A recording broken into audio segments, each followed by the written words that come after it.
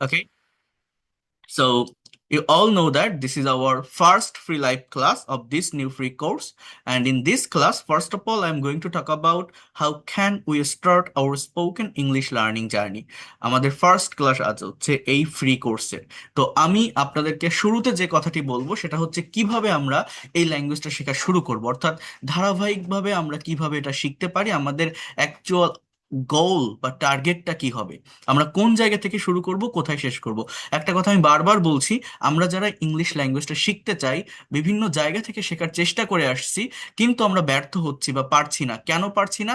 আমি আবারও বলছি, সঠিক গাইডলাইন ফলো না করার কারণে। অর্থাৎ ইংলিশ ল্যাঙ্গুয়েজ একটা চেইন অফ কমান্ড মেনটেন করে।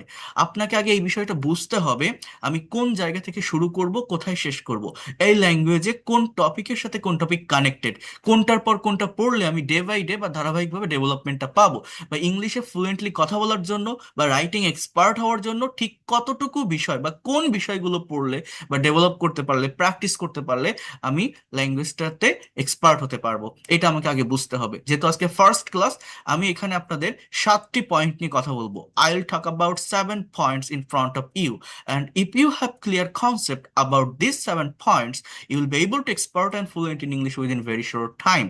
এই 7টি পয়েন্ট সম্পর্কে যদি আপনার সঠিক ধারণা বা কনসেপ্ট থাকে, আমি এতটুকু আপনাকে অ্যাসিওর করতে পারি, আপনারা লাস্ট পর্যন্ত থাকেন আজকের ক্লাসটিতে, আপনি ইংলিশ এক্সপার্ট হতে পারবেন।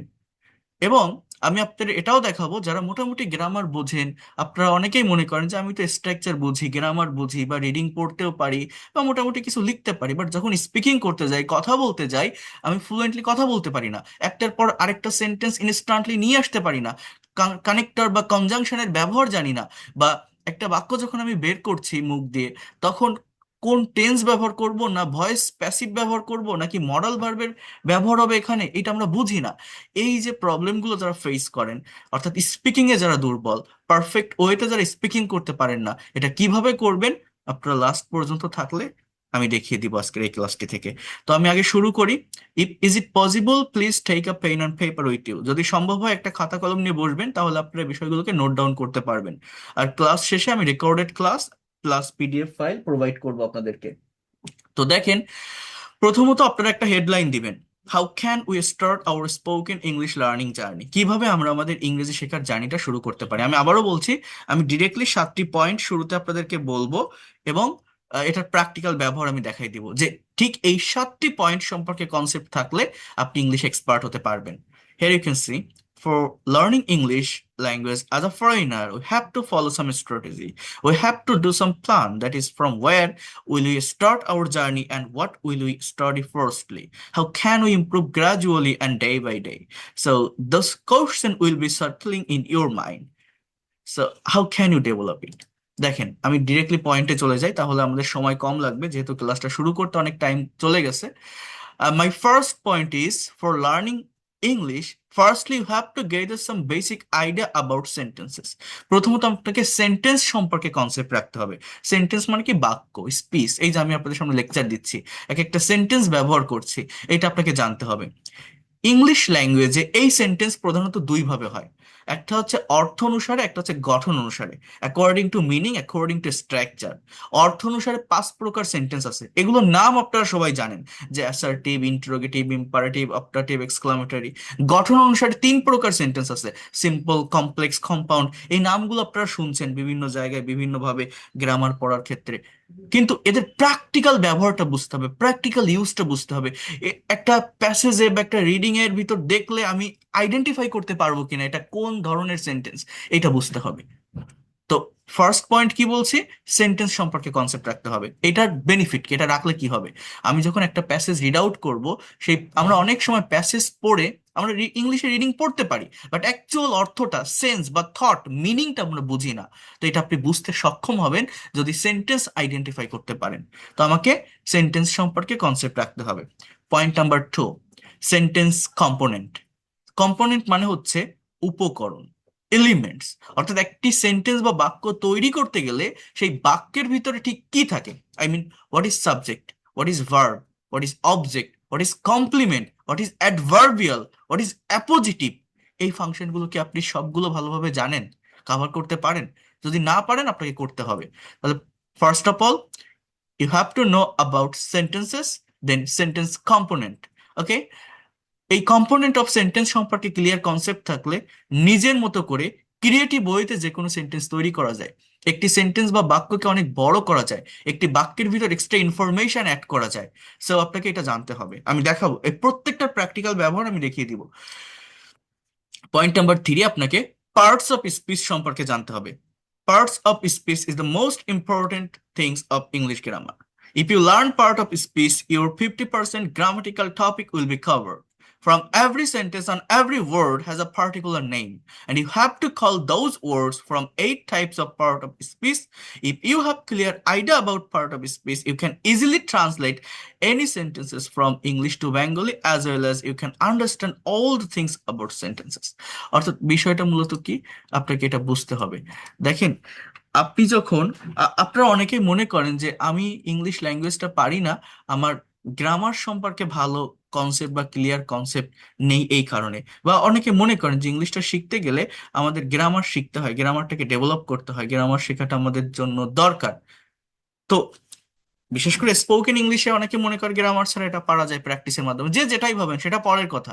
বাট যারা ইংলিশ গ্রামার ডেভেলপ করতে চান, যারা মনে করেন আমি গ্রামারে দুর্বল, আমি ইংলিশ গ্রামারটা ভালোভাবে কাভার করতে চাই, এই গ্রামার মূলত কি, এই পার্টস অফ স্পিচ। যার পার্টস অফ স্পিচ সম্পর্কে কনসেপ্ট থাকে, সে হোল ইংলিশ গ্রামারটা পারে, জানে বা বোঝে। বিষয়টা কেমন জানেন, পার্টস অফ স্পিচটা কি, স্পিচের পার্ট। এই যে আমি কথা বলছি, এই প্রত্যেকটা কথা বলতে গেলে আমার শব্দ ব্যবহার করতে হচ্ছে, ওয়ার্ড। পার্টস অফ স্পিচের সংজ্ঞা এক কথায় কি, যে একটি সেন্টেন্স বা বাক্যে ব্যবহৃত প্রত্যেকটি শব্দের একটা নাম থাকে। এই প্রত্যেকটি শব্দই হচ্ছে এক একটা পার্টস অফ স্পিচ। আমরা প্রত্যেকে এইটা জানি যে ইংলিশ ল্যাঙ্গুয়েজে 8 প্রকার পার্টস অফ স্পিচ আছে। Noun, pronoun, adjective, verb, adverb, preposition, conjunction, interjection. এই নামগুলো আপনারা প্রত্যেকে শুনছেন। এইগুলো মূলত কি, সহজভাবে যদি আমরা বলি, দেখেন আমরা যখন একটা সেন্টেন্স বা বাক্য তৈরি করি, স্পিচ মানে কি, কথা, বাক্য মানে লিখিত ভাষায় এটাকে সেন্টেন্স বলে। তো একটা সেন্টেন্স বা বাক্যের ডেফিনেশন কি, কতগুলো শব্দ অর্থাৎ ওয়ার্ড পাশাপাশি বসে যখন মনের ভাবটা ক্লিয়ারলি প্রকাশ করে, তাকেই সেন্টেন্স বা বাক্য বলে। অর্থাৎ একটা সেন্টেন্স তৈরি করতে গেলে শব্দের প্রয়োজন হয়, ওয়ার্ডের প্রয়োজন হয়। তো একটি সেন্টেন্সের ভিতর ব্যবহৃত প্রত্যেকটা ওয়ার্ডের একটা নাম থাকে। প্রত্যেকটা ওয়ার্ডে, পৃথিবীতে যত বাক্য আছে, যত শব্দ আছে, প্রত্যেকটি শব্দের একটা নাম আছে বাক্যের ভিতরে। এই নামগুলো 8 প্রকার পার্টস অফ স্পিচ থেকে আসে। এইটা আইডেন্টিফাই করতে হয়। এইটা যারা পারে, তারা ইংলিশ ল্যাঙ্গুয়েজটা অনেক ভালোভাবে ডেভেলপ করতে পারে। এইটা ইংলিশ ল্যাঙ্গুয়েজের একটা ভিত্তি বা ফাউন্ডেশন বলা যেতে পারে, এই পার্টস অফ স্পিচ। কিন্তু আমরা অনেকেই এটা সঠিক ব্যবহার জানি না। আমি একটু যদি আপনাদেরকে লিখে দেখাই বিষয়টা, ট্রাই টু আন্ডারস্ট্যান্ড হিয়ার। আমি একটা ব্ল্যাঙ্ক পেজে মনে করেন আমি এরকম একটা সেন্টেন্স লিখলাম, he is playing football in the field. সে মাঠে ফুটবল খেলছে। এই যে বাক্যটি আমি লিখলাম, ট্রাই টু আন্ডারস্ট্যান্ড হিয়ার, এই বাক্যটি তৈরি করতে গেলে আমার কিসের ব্যবহার করতে হয়েছে, শব্দের ব্যবহার করতে হয়েছে, তাই না, শব্দ। সে ফুটবল খেলছে, on the field, say football খেলছে। তো দেখেন, আমার কথাটা বোঝেন, এই যে সেন্টেন্সটা আমি লিখলাম, এই সেন্টেন্সের ভিতর যে শব্দগুলো আছে, যেমন হি, এটা একটা প্রোনাউন, ইজ এটা একটা ভার্ব, হ্যাঁ, প্লেইং এটাও একটা ভার্ব, অর্থাৎ ইজটা অক্সিলারি ভার্ব, প্লেইংটা মেইন ভার্ব, একসাথে ইজ প্লেইং, এটাকে বলে ভার্ব ফ্রেজ। হ্যাঁ, ফুটবল এটা অ্যাজ এ ওয়ার্ড, এটা একটা নাউন। অন এটা একটা প্রেপোজিশন। দ্য এটা as a parts of speech, এটা একটা অ্যাডজেক্টিভ। এ অ্যান্ড দি কে আমরা আর্টিকেল বলি, বাট 8 প্রকার পার্টস অফ স্পিচের ক্লাসিফিকেশনের ভিতর আর্টিকেল নামের কোনো শব্দ নেই। So as a parts of speech এটা কি, অ্যাডজেক্টিভ। ফিল্ড এটা একটা নাউন। তো এই যে প্রত্যেকটা ওয়ার্ডের নাম বললাম, নাম আইডেন্টিফাই করলাম, এইটা আপনাকে শিখতে হবে। এটা কেন শিখতে হয় জানেন, আমি আবারও বলছি, আমরা অনেকেই ইংলিশে প্যাসেজ পড়ি, রিডিং করি, কিন্তু একটা সেন্টেন্স বা বাক্যের অ্যাকচুয়াল অর্থ বা মিনিং আমরা বুঝতে পারি না। এখন বুঝতে না পারার কারণ কি, আমি সহজ কথায় বলি, আপনারা অনেকেই হয়তো ইংলিশ নিউজ পেপার পড়েন। যারা পড়েন তারা রিয়েলাইজ করতে পারবেন, যারা পড়েন না তারা পারবেন না। ডেইলি স্টার, ডেইলি সান, যে নিউজ পেপার গুলো আছে, নিউজ পেপারের সেন্টেন্স গুলো অনেক হার্ড হয়। দেখবেন অনেক বেশি কমপ্লেক্স বা কম্পাউন্ড সেন্টেন্স থাকে, যেখানে ক্লজ বা ফ্রেজের ব্যবহার থাকে। মনে করেন 15টা ওয়ার্ডে একটা বাক্য তৈরি করা হয়েছে, 15টি ওয়ার্ড দিয়ে একটি বাক্য তৈরি করা হয়েছে। এখন আপনি বাক্যটা রিডিং পড়লেন, পড়ে অর্থ বের করতে পারছেন না। অর্থ বের করতে না পারার প্রধান কারণ কি? যে আমি শব্দ অর্থ জানি না, বাংলা মিনিং জানি না শব্দের। এখন 15টা ওয়ার্ডের একটা সেন্টেন্স, মনে করেন আপনি 10টি শব্দের অর্থ জানেন, 5টি শব্দের অর্থ জানেন না। ওই 5টি শব্দ ডিকশনারিতে সার্চ দিলেই কি আপনি সম্পূর্ণ সেন্টেন্সের অ্যাকচুয়াল অর্থ বা মিনিং বের করতে পারবেন? যারা পড়েন এটা করে দেখবেন, হয় না, সম্ভব হয় না। কিন্তু আপনার যদি পার্টস অফ স্পিচ সম্পর্কে কনসেপ্ট থাকে, যদি ধারণা থাকে, তাহলে কি হয়? তাহলে বাংলা অর্থ না জানলেও, ভোকাবুলারি না জানলেও, ওই সেন্টেন্সটা মূলত কি বোঝাতে চাচ্ছে, কি বলতে চাচ্ছে, অ্যাকচুয়াল সেন্সটা কি, অর্থটা কি, থিংসটা কি, বোঝা যায়। এটা বোঝা যায়। কারণ কি? এই পার্টস অফ স্পিচ কি? স্পিচের পার্ট মানে প্রতিটা শব্দ কিভাবে একটা সেন্টেন্সে অর্গানাইজড হচ্ছে, কোন শব্দের সাথে অন্য কোন শব্দ কানেক্ট হচ্ছে, কোন শব্দের জন্য অন্য কোন শব্দটি বসছে, এটা এই পার্টস অফ স্পিচের মাধ্যমেই নির্ধারণ করা হয়। এটা জানতে হয়। এটা কতটা ইন্টারেস্টিং দেখেন, আমি আপনাদের একটু বলি। আপনারা ইংলিশে একটা টপিকের নাম শুনছেন, জেরান্ড ইনফিনিটিভ পার্টিসিপল। আপনারা হয়তো এই টপিকটার নাম শুনছেন। এটা এই পার্টস অফ স্পিচেরই ভাই বোন বলা যেতে পারে। বলেন তো আমি কিসের কথা বললাম? জেরান্ড, ইনফিনিটিভ অথবা পার্টিসিপল। আমি যদি এইটার একটা এক্সাম্পল দেই, আপনাদের বুঝতে সহজ হবে জায়গাটাতে। ট্রাই টু আন্ডারস্ট্যান্ড হ্যার।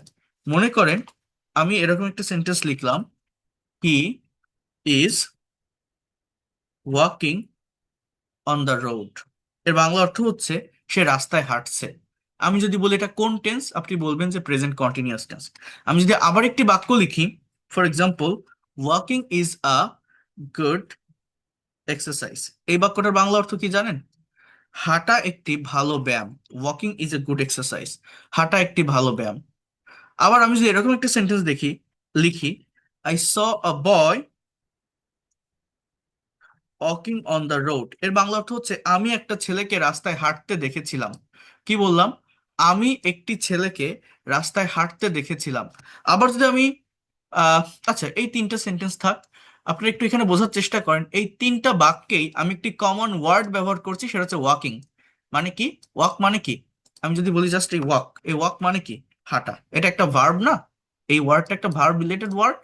কিন্তু এই যে বাক্যগুলোতে যখন আমার বসছে হি is walking on the road, এই ওয়াকিংটা আমার মূলত ভার্ব, এখানে অ্যাকশন দিচ্ছে, কাজ করা বোঝাচ্ছে, সে সে রাস্তায় হাঁটছে। কিন্তু এই যে ওয়াকিংটা আমি লিখলাম, এটা একদম বাক্যের শুরুতে আছে, সাবজেক্টের স্থানে আছে। এইটাকে বলা হচ্ছে জেরান্ড, এবং as a parts of speech এটাকে বলা হচ্ছে একটা noun. Walking is a good exercise এর বাংলা অর্থ হচ্ছে হাঁটা একটি ভালো ব্যায়াম। এটা কোনো কন্টিনিউয়াস টেন্স না, এখানে ইজটা মেইন ভার্ব, এই ছাড়া আর কোনো ভার্ব নেই, বি ভার্বের একটা সেন্টেন্স। এটা প্রেজেন্ট ইনডিফিনিট টেন্স। তাহলে একই স্পেলিং, একই শব্দ যখন পরবর্তী বাক্যে ভিন্ন পজিশনে বসছে, তখন অর্থের চেঞ্জ হয়ে গেছে। আবার এই যে বাক্যটি দেখেন, I saw a boy walking on the road, এর বাংলা অর্থ আমি একটা ছেলেকে রাস্তায় হাঁটতে দেখেছিলাম। এই ওয়াকিংটাকে বলা হয় ভার্বের present participle form. As a parts of speech এই ওয়ার্ডটা এই বাক্যে একটি অ্যাজেক্টিভ। বয়কে মডিফাই করছে, যে ছেলেটা কি অবস্থায় ছিল, ছেলেটাকে কি অবস্থায় দেখেছিলাম, হাঁটতেছিল, হাঁটন্ত অবস্থায় দেখেছিলাম। এখানে মেইন ভার্বটা হচ্ছে স, সি এর পাস্ট ফর্ম স। এটা পাস্ট ইনডিফিনিট টেন্সের সেন্টেন্স। এরকম বাক্য দেখলে অনেকেই মনে করে কন্টিনিউয়াস, বাট এর আগে তো am, is, are, was, were, shall be, will be নেই। কোন কন্টিনিউয়াস আপনি বলতে পারবেন না। জাস্ট ভার্বের সাথে আইএনজি যুক্ত একটা শব্দ একা আছে। তাহলে একই স্পেলিং, একই ওয়ার্ড, তিনটা বাক্যে তিনটা ভিন্ন পজিশনে বসার কারণে ওই শব্দের অর্থের চেঞ্জ হচ্ছে। যে he is walking on the road, সে রাস্তায় হাঁটছে, এই ওয়াকিং এর অর্থ হাঁটছে, হাঁটিতেছে। আবার walking is a good exercise, just হাঁটা একটি ভালো ব্যায়াম।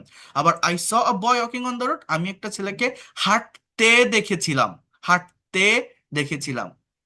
এই পরিবর্তনটা কেন হয়? শুধুমাত্র অবস্থানের পরিবর্তনের কারণে, পার্টস অফ স্পিচের পরিবর্তনের কারণে। এই জন্য আমি আবারও বলছি, এই পার্টস অফ স্পিচ হচ্ছে ইংলিশ ল্যাঙ্গুয়েজের ফাউন্ডেশন বা ভিত্তি। আপনি যাই শেখেন না কেন, স্পোকেন ইংলিশ বলেন বা যাই বলেন না কেন, এইটা সম্পর্কে আগে কনসেপ্ট রেখে তারপর ইংলিশ শিখবেন, দেখবেন আপনি ডেভেলপমেন্ট পাবেন। ল্যাঙ্গুয়েজটাকে ধরে রাখতে পারবেন নিজের অ্যাসেট বা সম্পদ হিসাবে, নেক্সট জেনারেশনকে শেখাতে পারবেন। যারা ওই ছোট ছোট রুলস আর স্ট্রাকচার শেখে, এটা প্লাস এটা প্লাস এটা এরকম হয়, এই দিয়ে হাজারো সেন্টেন্স করতে পারবেন, এইভাবে কখনো ভাষা ধরে রাখা যায় না, অ্যাজ অ্যাসেট, সম্পদ হিসাবে নেওয়া যায় না। কিন্তু যদি এটার অরিজিনটা আপনি বোঝেন, এটার ভিত্তি বা ফাউন্ডেশন সম্পর্কে কনসেপ্ট থাকে, তাহলে ক্রিয়েটিভ ওয়েতে নিজের মতো করে যে কোনো কিছু লিখতে বা বলতে আপনি পারবেন। তাহলে পার্টস অফ স্পিচের কথা কি বললাম? মনে করেন আমি এখন আপনার ক্লাস নিচ্ছি, আই এম ইয়োর টিচার, আপনি আমাকে স্যার বলে ডাকছেন। আমি যখন আমার ইউনিভার্সিটিতে ক্লাস করতাম, আমি তাদের স্টুডেন্ট ছিলাম। আবার আমি যখন আমার আব্বুর সামনে গিয়ে দাঁড়াই, আমি তার ছেলে। এই যে আমি একটা মানুষ, বিভিন্ন পজিশনে গিয়ে চেঞ্জ হয়ে যাচ্ছি। আপনাদের সামনে আমি টিচার, আমার টিচারদের সামনে আমি স্টুডেন্ট, আমার বাবার সামনে আমি ছেলে। এই যে আমি একটা মানুষ, তিনটা ভিন্ন পজিশনে গিয়ে যে চেঞ্জ হয়ে যাচ্ছি, এই পার্টস অফ স্পিচ গুলো চেঞ্জ হয়।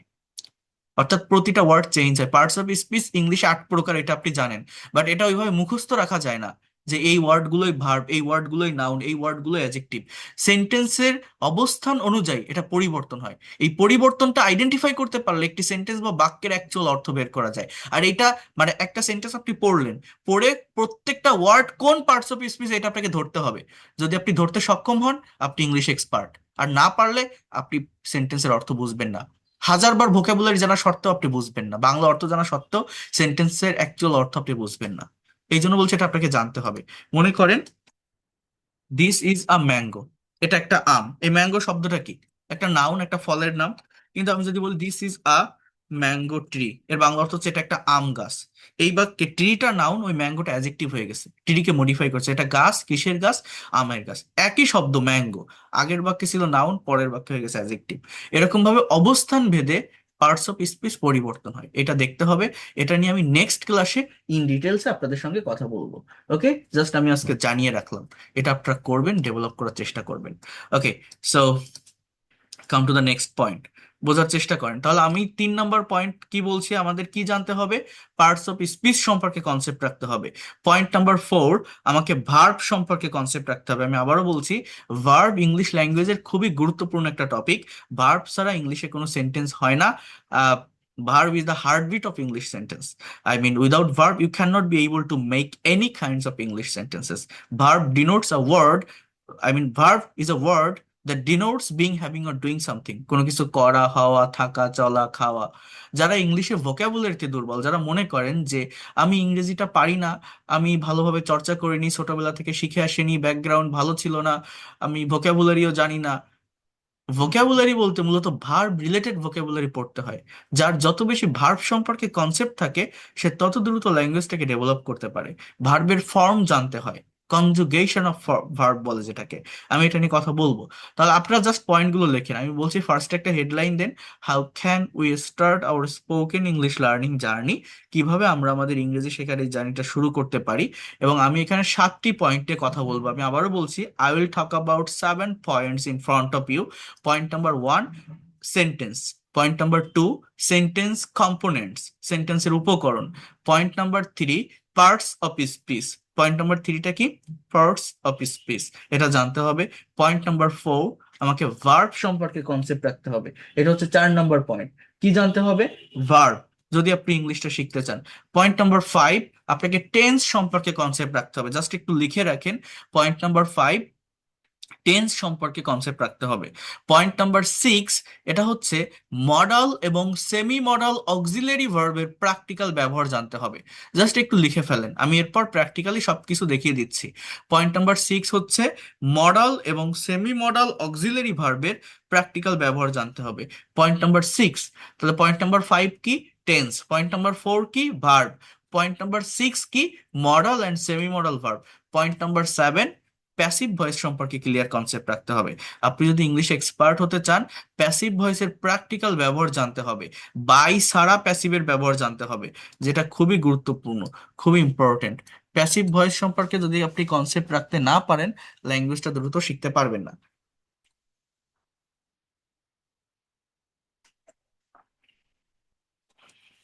তো প্রত্যেকটি বিষয় একটু মনোযোগ দিয়ে দেখেন, ভালোভাবে নেন।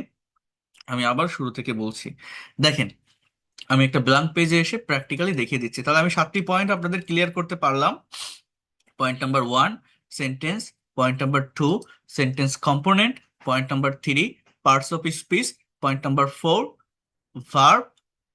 Point number 5, tense. Point number 6, practical use of modal and semi-modal auxiliary verb. Point number 7, passive voice, practical use of passive voice. Passive ভয়েসের প্র্যাকটিক্যাল ব্যবহারটা আমাকে জানতে হবে যদি আপনি ইংলিশ ল্যাঙ্গুয়েজটা ডেভেলপ করতে চান, ইংলিশ এক্সপার্ট এবং ফ্লুয়েন্ট হতে চান। ওকে, সো এবার আমি আপনাদেরকে দেখাই। আমি একটা ব্ল্যাঙ্ক পেজে আসলাম, প্রত্যেকে একটু বোঝেন, একদম শুরু থেকে বলছি, যারা একদমই দুর্বল জাস্ট ধৈর্য ধরে লাস্ট পর্যন্ত থাকেন। যদি আপনি ল্যাঙ্গুয়েজ শিখতে না পারেন, আমার আজকের এই একটা ক্লাস আপনি কমপ্লিট করে যান, যদি আপনার মনে না হয় যে এটাই ইংলিশ শেখার পূর্ণাঙ্গ গাইডলাইন, তখন আপনি আমাকে বলবেন। জাস্ট ধৈর্য ধরে লাস্ট পর্যন্ত থাকবেন। তো আমি শুরু করি। দেখেন, একটা বিষয় মনে রাখবেন, ইংলিশে যে কোনো সেন্টেন্স তৈরি করতে গেলে আমাদের দুইটা স্ট্রাকচার মেনটেন করতে হয়, দুইটা। একটা স্ট্রাকচার হচ্ছে মোস্ট ইম্পর্টেন্ট, যেটা দিয়ে প্রায় 90% ইংলিশ সেন্টেন্স তৈরি করা হয়। সেই স্ট্রাকচারটি হচ্ছে subject. First of all, for making any kinds of English sentences, there is a particular structure. The structure is, first of all, you need a subject. In the place of subject you have to put noun or pronoun. সাবজেক্টের জায়গায় আপনাকে noun অথবা প্রোনাউনের ব্যবহার করতে হবে। কিসের ব্যবহার বলছি? নাউন অথবা প্রোনাউন। এটা কি? এটা পার্টস অফ স্পিচ। ওই যে বললাম যে আমি যখন একটা সেন্টেন্স তৈরি করব, ওই সেন্টেন্স বা বাক্যে যে শব্দগুলো থাকে প্রত্যেকটা শব্দের একটা নাম আছে। এই নামগুলো 8 প্রকার পার্টস অফ স্পিচ থেকে আসে, এটা আইডেন্টিফাই করতে হবে। এটা নিয়ে নেক্সট ক্লাসে কথা বলবো। এরপর ভার্ব, সাবজেক্টের পর কি? ভার্ব। এরপর এক্সটেনশন। আমরা অনেকেই মনে করি যে একটা সেন্টেন্স বা বাক্যের স্ট্রাকচার হচ্ছে subject plus verb plus object, কিন্তু অবজেক্ট না, মনে রাখবেন এক্সটেনশন। কারণ কি? এক্সটেনশন মানে অতিরিক্ত অংশ। এই জায়গাটাতে আমার অবজেক্ট বসতে পারে অথবা কমপ্লিমেন্টের ব্যবহার হতে পারে। এই কমপ্লিমেন্টকে, এটা আমাকে জানতে হবে, অথবা অ্যাডভার্বিয়ালস এর ব্যবহার হতে পারে, অ্যাডভার্বিয়াল ফ্রেজ যেটাকে বলা হয়। এই যে স্ট্রাকচারটি আমি লিখলাম, এইটা মেনটেন করে, এই স্ট্রাকচারটি মেনটেন করে ইংলিশ ল্যাঙ্গুয়েজের প্রায় 90% সেন্টেন্স বা বাক্য তৈরি করা হয়। আরেকটা স্ট্রাকচার হচ্ছে এরকম, এটা পার্টিকুলার একটা জায়গায় ব্যবহৃত হয়, সেটা আমি পরে দেখাবো আপনাদের। ইট বা there plus verb plus subject plus extension. এটা হচ্ছে দেয়ার বা ইটের ব্যবহার, কোন একটা নির্দিষ্ট জায়গায় কোনো কিছুর অবস্থান বা অস্তিত্ব বোঝাতে ব্যবহৃত হয়। এটা জাস্ট নির্দিষ্ট একটা পজিশনে হয়। এইটা বাদে যে কোনো ইংলিশ সেন্টেন্স মেইনলি তৈরি করতে গেলে ওই যে আমি উপরে যেটা লিখলাম, এই স্ট্রাকচারটি ব্যবহৃত হয়। First of all, you need a subject. এখন সাবজেক্ট কি, সিম্পলি বোঝার চেষ্টা করতে হবে। আমরা ল্যাঙ্গুয়েজটাকে প্র্যাকটিক্যালি শিখবো। দেখেন, একটা কথা যখন বলা হয়, একটা কাজ যখন করা হয়, কেউ তো একজন করে, কেউ তো একজন বলে। অর্থাৎ একটা বাক্যের সাবজেক্ট আই হতে পারে, উই হতে পারে, ইউ হতে পারে, মানে আমি হতে পারি, আপনি হতে পারেন, সে হতে পারে, তারা হতে পারে, রহিম হতে পারে। এইগুলোই মনে রাখবেন। এই সাবজেক্ট একটা নির্দিষ্ট সার্কেলের ভিতর থাকে। যেমন একটা বাক্যের সাবজেক্ট কি হতে পারে? আই, অথবা উই, অথবা ইউ, অথবা হি, অথবা সি, অথবা দে, অথবা রহিম বা করিম, এরকম হয়, তাই না? এর বাইরে তো কিছু না। এই ধরনের ওয়ার্ডই সাবজেক্ট হয় নাকি? এই সাবজেক্টের পরেই ভার্ব বসবে। মনে রাখবেন, বাংলায় ভার্ব লাস্টে থাকে, ইংলিশে ভার্ব সাবজেক্টের পরে থাকে। এই একটা ওলট পালটের জন্য আমরা বাঙালিরা ইংলিশে কথা বলতে পারি না। ইভেন বেশিরভাগ ল্যাঙ্গুয়েজে ভার্ব বাংলার মতোই লাস্টে থাকে, সেটা জাপানিজ বলেন, চাইনিজ বলেন, তামিল, তেলেগু, হিন্দি, এই ল্যাঙ্গুয়েজগুলোতে ভার্ব লাস্টে থাকে। কিন্তু ইংলিশ বা স্প্যানিশ, এই ভাষাগুলোতে ভার্ব সাবজেক্টের পরে থাকে। আমাদের মাদার টাং বা মাতৃভাষা বাংলা, প্রাইমারি লেভেলে আমরা যখন অ্যাডাল্ট এইজে এসে ইংলিশ ল্যাঙ্গুয়েজটা শিখতে চাই, ইংলিশ স্পিকিং করতে চাই, লিখতে চাই, কথা বলতে চাই, আমাদের ব্রেইনে আগে বাংলাটা চলে আসে। এটা সাইকোলজিক্যাল থিংস। দেন সেটাকে কনভার্ট করে সাজিয়ে গুছিয়ে আমরা ইংলিশে লেখার বা বলার চেষ্টা করি। যখন আমরা এটা করি, ওই বাংলার মতো করে বলে ফেলি। ওই বাংলায় কিন্তু ভার্ব লাস্টে থাকে। এই যে আমি বললাম থাকে, দেখছেন লাস্টে বলছি, এই যে বলছি লাস্টে। তো ইংলিশে ভার্বটা অলওয়েজ সাবজেক্টের পরে থাকে। যদি কেউ এই জায়গাটা ঠিক রাখতে পারে, এই জায়গাটা মেনটেন করতে পারে, তাহলে তাকে কেউ আটকাতে পারবে না। সে ইংলিশ এক্সপার্ট হবে। ভুল মোস্ট অফ দ্য টাইম ওই জায়গাটাতেই করে। হ্যাঁ, ওই মানে বাংলায় কি হয়, যখন আমরা যখন প্রাইমারি লেভেলে ইংলিশে কথা বলতে যাই, সাবজেক্টের পরেই অবজেক্ট বা এক্সটেনশন নিয়ে ফেলি এবং ভার্ব লাস্টে বলার চেষ্টা করি। বাট ইংলিশে ভার্ব সাবজেক্টের পরে বসাতে হয়, এবং এই ভার্ব যে কতটা গুরুত্বপূর্ণ you can imagine it. Verb কি বললাম, যে verb is a word that denotes being, having or doing something, and verb is the heartbeat of English sentence. Subject ছাড়া বাক্য হতে পারে, কিন্তু ভার্ব ছাড়া কখনো বাক্য হয় না। তাহলে আই ইট, মনে করেন সাবজেক্ট আর ভার্ব আমি পাশাপাশি বসালাম। আমি খাই, ইট মানে কি, খাওয়া। এবার আমি যদি বলি উই প্লে, প্লে মানে কি, খেলা, তাহলে আমরা খেলি। এবার আমি যদি বলি ইউ ডু, ডু মানে কি, করা, তাহলে তুমি করো। হি, সে। আমি যদি বলি হি ড্রাইভস, সে চালায়, ড্রাইভ মানে কি, চালানো। আমি যদি বলি শি ড্র, ড্র মানে কি, আঁকা।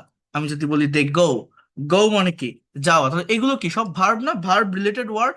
আমি যদি বলি রহিম স্পিক, রহিম বলে, কি বলে, রহিম স্পিক্স ইংলিশ, রহিম ইংরেজি বলে। তো এইভাবে সাবজেক্ট আর ভার্ব যদি আপনি পাশাপাশি বসাতে পারেন, আমার কথাটা মনে রাখবেন, এই যে এক্সটেনশনের যে জায়গাটা, সেখানে অবজেক্ট হোক, কমপ্লিমেন্ট হোক বা অ্যাডভার্বিয়ালস হোক, এটা অটোমেটিক্যালি চলে আসে, সিচুয়েশন অনুযায়ী চলে আসে। কি বললাম আমি, সাবজেক্ট আর ভার্ব পাশাপাশি বসাতে পারলে বাকি অংশটা অটোমেটিক্যালি চলে আসে। আমি খাই, কি খাই, আপনি ভাত খান, ডাল খান, রুটি খান, যা খান আপনি বসান। আই ইট রাইস, আমি ভাত খাই, এটা একটা কমপ্লিট সেন্টেন্স, আমরা এখানে ফুল স্টপ বসাই। উই প্লে, আমরা খেলি। মানুষ খেলে কি, আপনি ফুটবল খেলেন, ক্রিকেট খেলেন, দাবা খেলেন, লুডো খেলেন, বসান। এখন আমি যদি বলি উই প্লে ফুটবল, তাহলে এটা আমার একটা কমপ্লিট সেন্টেন্স। ইউ ডু, তুমি করো। যারা একদমই দুর্বল, ভালোভাবে বোঝেন, ইউ ডু দ্য ওয়ার্ক, তুমি কাজ করো, এটা একটা কমপ্লিট সেন্টেন্স। হি ড্রাইভ, সে চালায়, মানুষ চালায় কি, হি ড্রাইভস আ কার, সে একটা গাড়ি চালায়, এটা একটা complete sentence. She draws a picture, সে একটা ছবি আঁকে। দেখছেন তাহলে আমি কি বলছি, যে সাবজেক্ট আর ভার্ব পাশাপাশি বসালে এই যে এক্সটেনশন বা অবজেক্টের যে জায়গাটা, এটা কিন্তু অটোমেটিক্যালি চলে আসে। দে গো, তারা যায় কোথায়, দে গো টু স্কুল, তারা স্কুলে যায়। হ্যাঁ, এইভাবে অবজেক্টটা কমপ্লিট হয়ে যায়। রহিম স্পিক্স, রহিম বলে, রহিম কি বলে, রহিম স্পিক্স ইংলিশ, রহিম ইংরেজি বলে। সো এইভাবে প্রত্যেকটা সেন্টেন্স বা বাক্য তৈরি হয়। এখন একটা বিষয় আপনারা একটু মনে রাখেন, আমি আপনাদের একটু বলে রাখি, সেটা হচ্ছে যারা ইংলিশে ভোকাবুলারিতে দুর্বল, আমার কথাগুলো মনোযোগ দিয়ে শুনবেন।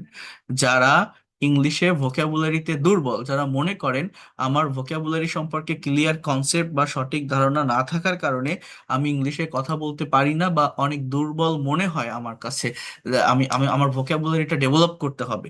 ইভেন যারা অনেকে আছেন মিডল ইস্টের বিভিন্ন কান্ট্রিতে থাকেন, এসএসসি এইচএসসি পাস, বেশি দূর লেখাপড়া করতে পারেননি, আমাকে বলে যে স্যার আমি বাংলায় যেমন কথা বলতে পারি, আমি কি প্র্যাকটিক্যালি ইংলিশে কথা বলতে পারবো না, আমি একদমই দুর্বল, আমাকে কিভাবে ডেভেলপ করতে হবে। ভোকাবুলারি ডেভেলপ মানে কি জানেন, আপনি যদি ভার্বের ডেভেলপ করতে পারেন, ভার্ব রিলেটেড ওয়ার্ড যদি বেশি করে পড়তে পারেন, আপনাকে কেউ আটকাতে পারবে না। কেন জানেন, কারণ সাবজেক্ট একটা নির্দিষ্ট সার্কেলের ভিতর থাকে। এই যে আমি বললাম সাবজেক্ট হয় আই হবে, না হলে উই হবে, মানে একটা কথা বলা হবে, একটা কাজ করা হবে, তো কেউ তো একজন করবে, কেউ তো একজন বলবে, তো সাবজেক্ট এগুলোই হবে, I, we, you, he, she, they. এরপর আমাকে ভার্ব বসাতে হবে। এই ভার্ব রিলেটেড ওয়ার্ড আপনি যত জানবেন, তত ল্যাঙ্গুয়েজটাতে আপনি এক্সপার্ট হবেন। সো ভার্ব বসালেই এরপর যে এক্সটেনশনের যে পার্ট, এটা অটোমেটিক্যালি চলে আসে। ভার্ব বসাতে বলে এটা চলে আসে, তাহলে আমাকে জানতে হবে কি, ভার্ব। এবং এই ভার্বের ফর্ম সহ জানতে হয়। কেন ফর্ম সহ জানতে হয় সেটা আমি পরে বলছি আপনাদেরকে, আগে না। তার আগে দেখেন, আপনি একটু বোঝেন, এই যে এক্সটেনশনে যেটা আমি লিখলাম, যে অবজেক্ট, কমপ্লিমেন্ট বা অ্যাডভার্বিয়াল, এই বিষয়গুলো মূলত কি একটু আপনাদের বুঝিয়ে বলি। অবজেক্ট কাকে বলে, দেখেন আমরা অনেকে এগুলো বুঝি না। কোনো বাক্যের ভার্বকে যদি আপনি হোয়াট অ্যান্ড হুম, সাবজেক্টের পর তো ভার্ব লাগবেই, আপনি তো যে কোনো একটা ভার্ব বসাবেন। এই ভার্বকে যদি হোয়াট অ্যান্ড হুম দ্বারা কোশ্চেন করেন, হোয়াট অথবা হুম, আবারও বলছি হোয়াট অথবা হুম, তাহলে অবজেক্ট পাওয়া যায়। মনে রাখবেন, অবজেক্ট, ক্লাস শেষে রেকর্ডেড ক্লাসটা আরেকবার রিপিট করবেন। অবজেক্ট মূলত দুই প্রকার, একটাকে বলা হয় ডাইরেক্ট বা বস্তুবাচক অবজেক্ট, আরেকটি হচ্ছে ইনডাইরেক্ট বা ব্যক্তিবাচক অবজেক্ট। ভার্বকে হোয়াট দ্বারা কোশ্চেন করলে ডাইরেক্ট অবজেক্ট পাওয়া যায়, হুম দ্বারা কোশ্চেন করলে ইনডাইরেক্ট অবজেক্ট পাওয়া যায়। যেমন আমি খাই, কি খাই, ভাত খাই। কি খেলি, ফুটবল খেলি। তুমি কি করো, কাজ করো। সে কি চালায়, গাড়ি চালায়। সে কি আঁকে, ছবি আঁকে। এগুলো সবই ডাইরেক্ট অবজেক্ট। এখন আমি যদি বলি শি গেভ মি আ রোজ, সে আমাকে একটা গোলাপ দিয়েছিল, হুম, কাকে দিয়েছিল, মি, আমাকে, ওইটাকে বলে ব্যক্তিবাচক অবজেক্ট। কোনো কোনো বাক্যে একটা অবজেক্টও থাকে, ইভেন কোনো বাক্যে দুইটা অবজেক্ট একসাথেও বসতে পারে, ব্যক্তি প্লাস বস্তু, এরকম হতে পারে। তাহলে অবজেক্ট কাকে বলে, সাবজেক্টের পর প্রত্যেকটা বাক্যে মাস্ট ভার্ব বসবে, ভার্ব ছাড়া বাক্য হয় না। সো সেই ভার্বকে যদি হোয়াট অ্যান্ড হুম দ্বারা কোশ্চেন করি এবং উত্তর পাই, তাহলে সেটা অবজেক্ট।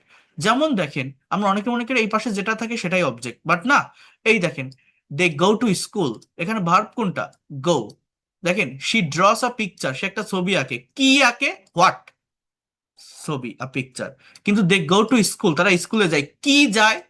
স্কুল হবে? এটা কি মিলতেছে? দেখেন, আমি যদি কি বা কাকে দ্বারা প্রশ্ন করি গো কে, যে কি যায়, কাকে যায়? স্কুল যায়, এটা কি হয়? হয় না। আপনি যদি গোটাকে ওয়ার দিয়ে কোশ্চেন করেন, যে তারা কোথায় যায়, ওয়ার ডু দে গো, তারা কোথায় যায়? দে গো টু স্কুল। তো কোথায় দ্বারা প্রশ্ন করলে টু স্কুলটা পাওয়া যায়, কি বা কাকে দ্বারা না। কি দ্বারা প্রশ্ন করলে আ পিকচার পাওয়া যায়, আ কার পাওয়া যায়। কিন্তু এই গো কে কি কি দ্বারা প্রশ্ন করে টু স্কুল পাচ্ছি আমরা? না। গো কে কিন্তু কোথায় দ্বারা প্রশ্ন করছি, যে কোথায় যায়? স্কুলে যায়। এই টু স্কুলটাকে বলা হয় অ্যাডভার্ব অফ প্লেস। এটা একটা অ্যাডভার্বিয়াল ফ্রেজ, এটাকে অ্যাডভার্ব অফ প্লেস, অর্থাৎ ভার্বকে হোয়ার দ্বারা কোশ্চেন করলে এটা পাওয়া যায়। এটা কিন্তু কোনো অবজেক্ট না। এগুলো জানতে হয়। যে বাক্যের অবজেক্ট থাকে না, সে বাক্যকে কখনো প্যাসিভ করা যায় না। যদি কেউ এই বাক্যটা আপনাকে দিয়ে বলে এটার প্যাসিভ ভয়েস করো, তো আপনি করতে পারবেন না। এই যে বাক্যের অবজেক্ট থাকে না, সেই বাক্যের ভার্বটাকে বলা হয় মূলত ইনট্রানজিটিভ ভার্ব। এই গোটা একটা ইনট্রানজিটিভ ভার্ব। এখানে বিভিন্ন ফাংশন আছে, এগুলো বুঝতে হয়। তাহলে আমি কি বললাম? আমার সব ওয়ার্ডই অবজেক্ট না। এই যে অ্যাডভার্বিয়ালস, এইটা মূলত কি? মনে রাখেন, কোন বাক্যের ভার্বকে আপনি যদি হাউ মানে কিভাবে, হোয়ার মানে কোথায়, ওয়েন মানে কখন, অ্যান্ড হোয়াই মানে কেন, এই ধরনের ওয়ার্ডগুলো দিয়ে কোশ্চেন করেন, ইভেন হাউ অফেন, কতবার, এটাও দেওয়া যায়। এই ওয়ার্ডগুলো দ্বারা যদি আপনি কোশ্চেন করেন, তাহলে অ্যাডভার্বিয়াল ফ্রেজ পাওয়া যায়। আর এই অ্যাডভার্বিয়াল ফ্রেজের ব্যবহার করে যে কোনো শর্ট ইংলিশ সেন্টেন্সকে লং সেন্টেন্সে পরিণত করা যায়। এটা ফ্রি হ্যান্ড রাইটিং এর একটা ইফেক্টিভ স্ট্র্যাটেজি বা টেকনিক, কৌশল বলা যেতে পারে, মোস্ট ইফেক্টিভ স্ট্র্যাটেজি। ভার্বের ভার্বকে কোশ্চেন করা এই ডাব্লিউএইচ ওয়ার্ড দিয়ে। এটা আমি দেখাচ্ছি। তার আগে এখানে আরেকটা আছে, কমপ্লিমেন্ট। এইটা কি একটু বুঝে নেন। আগে বোঝেন অবজেক্ট কাকে বললাম। ভার্বকে যদি হোয়াট অ্যান্ড হুম দ্বারা কোশ্চেন করেন, তাহলে অবজেক্ট পাওয়া যায়। এরপর কি বলছি, অ্যাডভার্বিয়াল কাকে বলে? ভার্বকে যদি হাউ, হোয়ার, হোয়েন, হোয়াই দ্বারা কোশ্চেন করেন, তাকে অ্যাডভার্বিয়াল পাওয়া যায়। এবং আমি কি বললাম, এই অ্যাডভার্বিয়ালস এর ব্যবহার করে একটি সেন্টেন্স বা বাক্যকে বড় করা যায়, লং করা যায়, বাক্যের ভিতর এক্সট্রা ইনফরমেশন আনা যায়। আমরা যারা ইংলিশে কথা বলতে যাই, ছোট ছোট সেন্টেন্স বলে থেমে যাই, বড় করতে পারি না। ফ্রি হ্যান্ড রাইটিং এর ক্ষেত্রে আমরা আইডিয়া জেনারেট করতে পারি না, ছোট সেন্টেন্স লিখে থেমে যাই। এবং আমরা সারা জীবন এইরকম সেন্টেন্স প্র্যাকটিস করতে অভ্যস্ত। I eat rice, we play football, we do the work, he drives a car. বা এতটুকু আমরা করতে পারি, he doesn't drive a car, does he drive a car, doesn't he drive a car. কিন্তু আমরা কি সারা জীবন এতটুকুর ভিতরেই সীমাবদ্ধ থাকবো? একটি সেন্টেন্স বা বাক্যকে কি আমরা বড় করতে পারি না, লং করতে পারি না? একটি বাক্যের ভিতরে কি এক্সট্রা ইনফরমেশন নিয়ে আসতে পারি না? অবশ্যই পারি। কিভাবে সেটা সম্ভব? কিভাবে সম্ভব? ভার্বকে এই ধরনের ওয়ার্ড গুলো দ্বারা কোশ্চেন করে। যেমন, আমি ভাত খাই, how do I eat rice, আমি কিভাবে ভাত খাই। আপনার ভাত খাওয়ার ধরনটা কেমন, ওয়েটা কেমন। হাউ দ্বারা প্রশ্ন করলে সেটাকে বলে অ্যাডভার্ব অফ ম্যানার। বিহেভিয়ারটা কেমন, খাওয়ার সময় কেমন আচরণ করেন। আমি যদি বলি I eat rice very slowly, এটাকে বলা হয় অ্যাডভার্ব অফ ম্যানার। দেখেন, আমার বাক্যটা কিন্তু একটু বড় হলো। বড় হয়েছে না? রাইস পর্যন্ত ছিল, সেখান থেকে আমি একটু বড় করলাম। War do I eat rice, আপনি কোথায় ভাত খান? আমি আমার বাড়ি বসে ভাত খাই, অ্যাট হোম, আমি বাড়িতে ভাত খাই। আমার বাক্যটা আরো একটু বড় হলো। এটাকে বলে adverb of place. When do you eat rice, আপনি কখন ভাত খান? আমি সকালে ভাত খাই। আমি যদি বলি যে ইন দ্য মর্নিং, আমার বাক্যটা আরো একটু বড় হলো। আপনি কেন ভাত খান? Why do you eat rice, আমি আমার শরীরে শক্তি পাওয়ার জন্য ভাত খাই, শক্তি যোগানোর জন্য ভাত খাই। Just I can say to get, get মানে কি? পাওয়া। টু গেট মানে পেতে, ইনফিনিটিভ এটাকে এটাকে বলা হয়। অথবা ফর, ফরের ব্যবহার করা যায়, for getting. To plus V one equal to for plus ভার্বের সাথে আইএনজি, মানে প্রেপোজিশন রিলেটেড যে কোনো ওয়ার্ডের পর যদি ভার্ব রিলেটেড ওয়ার্ড বসে, তার সাথে আইএনজি হয় উইদাউট টু, টু বাদে। টু এর পর ভার্বের বেস ফর্ম হয় অলওয়েজ, এটা ইনফিনিটিভ। যেমন, ডু মানে করা, টু ডু মানে করতে, রাইট মানে লেখা, টু রাইট মানে লিখতে। এরকম। তাহলে টু গেট মানে পেতে, অথবা বলা যেতে পারে ফর গেটিং, হ্যাঁ, পাওয়ার জন্য। কি? Energy in my body. দেখেন আমার বাক্যটা কতটুকু ছিল, জাস্ট রাইস পর্যন্ত, সেইখান থেকে এই বডি পর্যন্ত আনলাম। এটা কিন্তু একটা সিম্পল সেন্টেন্স, এখানে কোনো কানেক্টরের ব্যবহার করিনি, কোনো কনজাংশনের ব্যবহার করিনি, এটা কোনো কমপ্লেক্স বা কম্পাউন্ড না, জাস্ট একটা সিম্পল সেন্টেন্সকে আমি কত বড় করলাম ফ্রেজ ব্যবহারের মাধ্যমে, ভার্বকে ডাবল বেস ওয়ার্ড দ্বারা কোশ্চেন করে। এটা হচ্ছে রাইটিং এর একটা কৌশল বা টেকনিক। আমার বাক্যটা ছিল রাইস পর্যন্ত, এখান থেকে বড় করলাম এই ভেরি স্লোলি, এটাকে বলা হয় adverb of manner. At home এটাকে বলা হয় adverb of place. In the morning এটাকে বলা হয় adverb of time. In the morning এটাকে কি বলে, adverb of time. To get or for getting energy in my body এটাকে বলা হয় adverb of reason. Adverb of reason, why happen, কেন ঘটে এটা। এইভাবে অ্যাডভার্বিয়াল ফ্রেজের ব্যবহার করে যে কোনো শর্ট সেন্টেন্সকে লং সেন্টেন্সে পরিণত করা যায়। উই প্লে ফুটবল, আমরা ফুটবল খেলি। How do we play football, we play football very politely. আমি যদি বলি যে আমরা খুবই ভদ্রতার সহিত ফুটবল খেলি, অর্থাৎ খেলার মাঠে আমরা মারামারি করি না, হ্যাঁ, আমরা ভদ্রতার সহিত ফুটবল খেলি। এরপর আমি যদি বলি যে uh where do we play football, in the field, আমরা মাঠে ফুটবল খেলি। আমরা যে মাঠে ফুটবল খেলি, কখন ফুটবল খেলি, ইন দ্য আফটারনুন, হ্যাঁ, আমরা বিকালবেলা ফুটবল খেলি। আমরা যে মাঠে বিকালবেলা ফুটবল খেলি, কেন ফুটবল খেলি, I can say to do physical exercise, শারীরিক ব্যায়াম করার জন্য, বা ফর ডুইং, টু ডু মানে করতে, ফিজিক্যাল এক্সারসাইজ। খুব সিম্পল হইতে আমি লিখলাম, এটা আপনারা সময় দিয়ে করলে নিজের মতো করে আইডিয়া জেনারেট করে করতে পারবেন, সিচুয়েশন অনুযায়ী অনেক কিছু নিয়ে আসা যায় যদি আপনি ফরম্যাটটা ঠিক রাখতে পারেন। একটা সেন্টেন্সকে বড় করার ওয়ে কি, সাবজেক্ট, সাবজেক্টের পরে ভার্ব, ভার্বের পর একটা কমপ্লিট সেন্টেন্সের জন্য অবজেক্টের প্রয়োজন হয়। অবজেক্ট কিভাবে পাওয়া যায়, ভার্বকে হোয়াট অ্যান্ড হুম দ্বারা কোশ্চেন করলে অবজেক্ট পাওয়া যায়। দেন ওই বাক্যের ভিতর আরো ইনফরমেশন বা তথ্য দেওয়ার জন্য ভার্বকে হাউ, ওয়ার, ওয়েন, ওয়াই দ্বারা কোশ্চেন করতে হয়। এগুলো দ্বারা কোশ্চেন করলে যে ইনফরমেশন গুলো পাওয়া যায় সেগুলোকে বলা হয় মূলত adverbial phrase. Adverb of manner, adverb of place, adverb of time, adverb of reason. এবং এগুলো এই যেভাবে আমি লিখছি এই অর্ডারটাই মেনটেন করে, আগে ম্যানার বসবে, তারপর প্লেস, তারপর টাইম, তারপর রিজন, এই অর্ডারটা মেনটেন করে। সো এইভাবে যে কোনো শর্ট সেন্টেন্সকে বড় করা যায়, লং করা যায়। ওকে, সো এটা গেল একটা সাইড। আরেকটা বিষয় হচ্ছে কি, যে কমপ্লিমেন্ট। এই কমপ্লিমেন্টটা কি জানেন, কমপ্লিমেন্ট মানে হচ্ছে পরিপূরক। পরিপূরক মানে এমন কোনো বাক্য যে বাক্যের সাবজেক্টে যে থাকে ওই এক্সটেনশনও সেই ব্যক্তি বা বস্তুটা থাকে। মনে রাখবেন, অ্যাম, ইজ, আর, ওয়াজ, ওয়্যার, এই বি ভার্ব গুলো যদি কোনো বাক্যের মেইন ভার্ব হিসাবে বসে সেটাকে কমপ্লিমেন্ট যুক্ত সেন্টেন্স বলে। যেমন আমি যদি বলি হি ইজ আ ফার্মার, সে একজন কৃষক, এখানে যে লোকটা হি, সেই ফার্মার, যে ফার্মার সেই হি। এই বাক্যগুলোকে কিন্তু আর বড় করা যায় না, ওইভাবে হাউ, হোয়ার, হোয়েন দিয়ে কোশ্চেনও করা যায় না, এটা এখানেই ফুল স্টপ, এখানেই শেষ। আই অ্যাম হ্যাপি, আমি সুখী, যে আই সেই হ্যাপি, যে হ্যাপি সেই আই।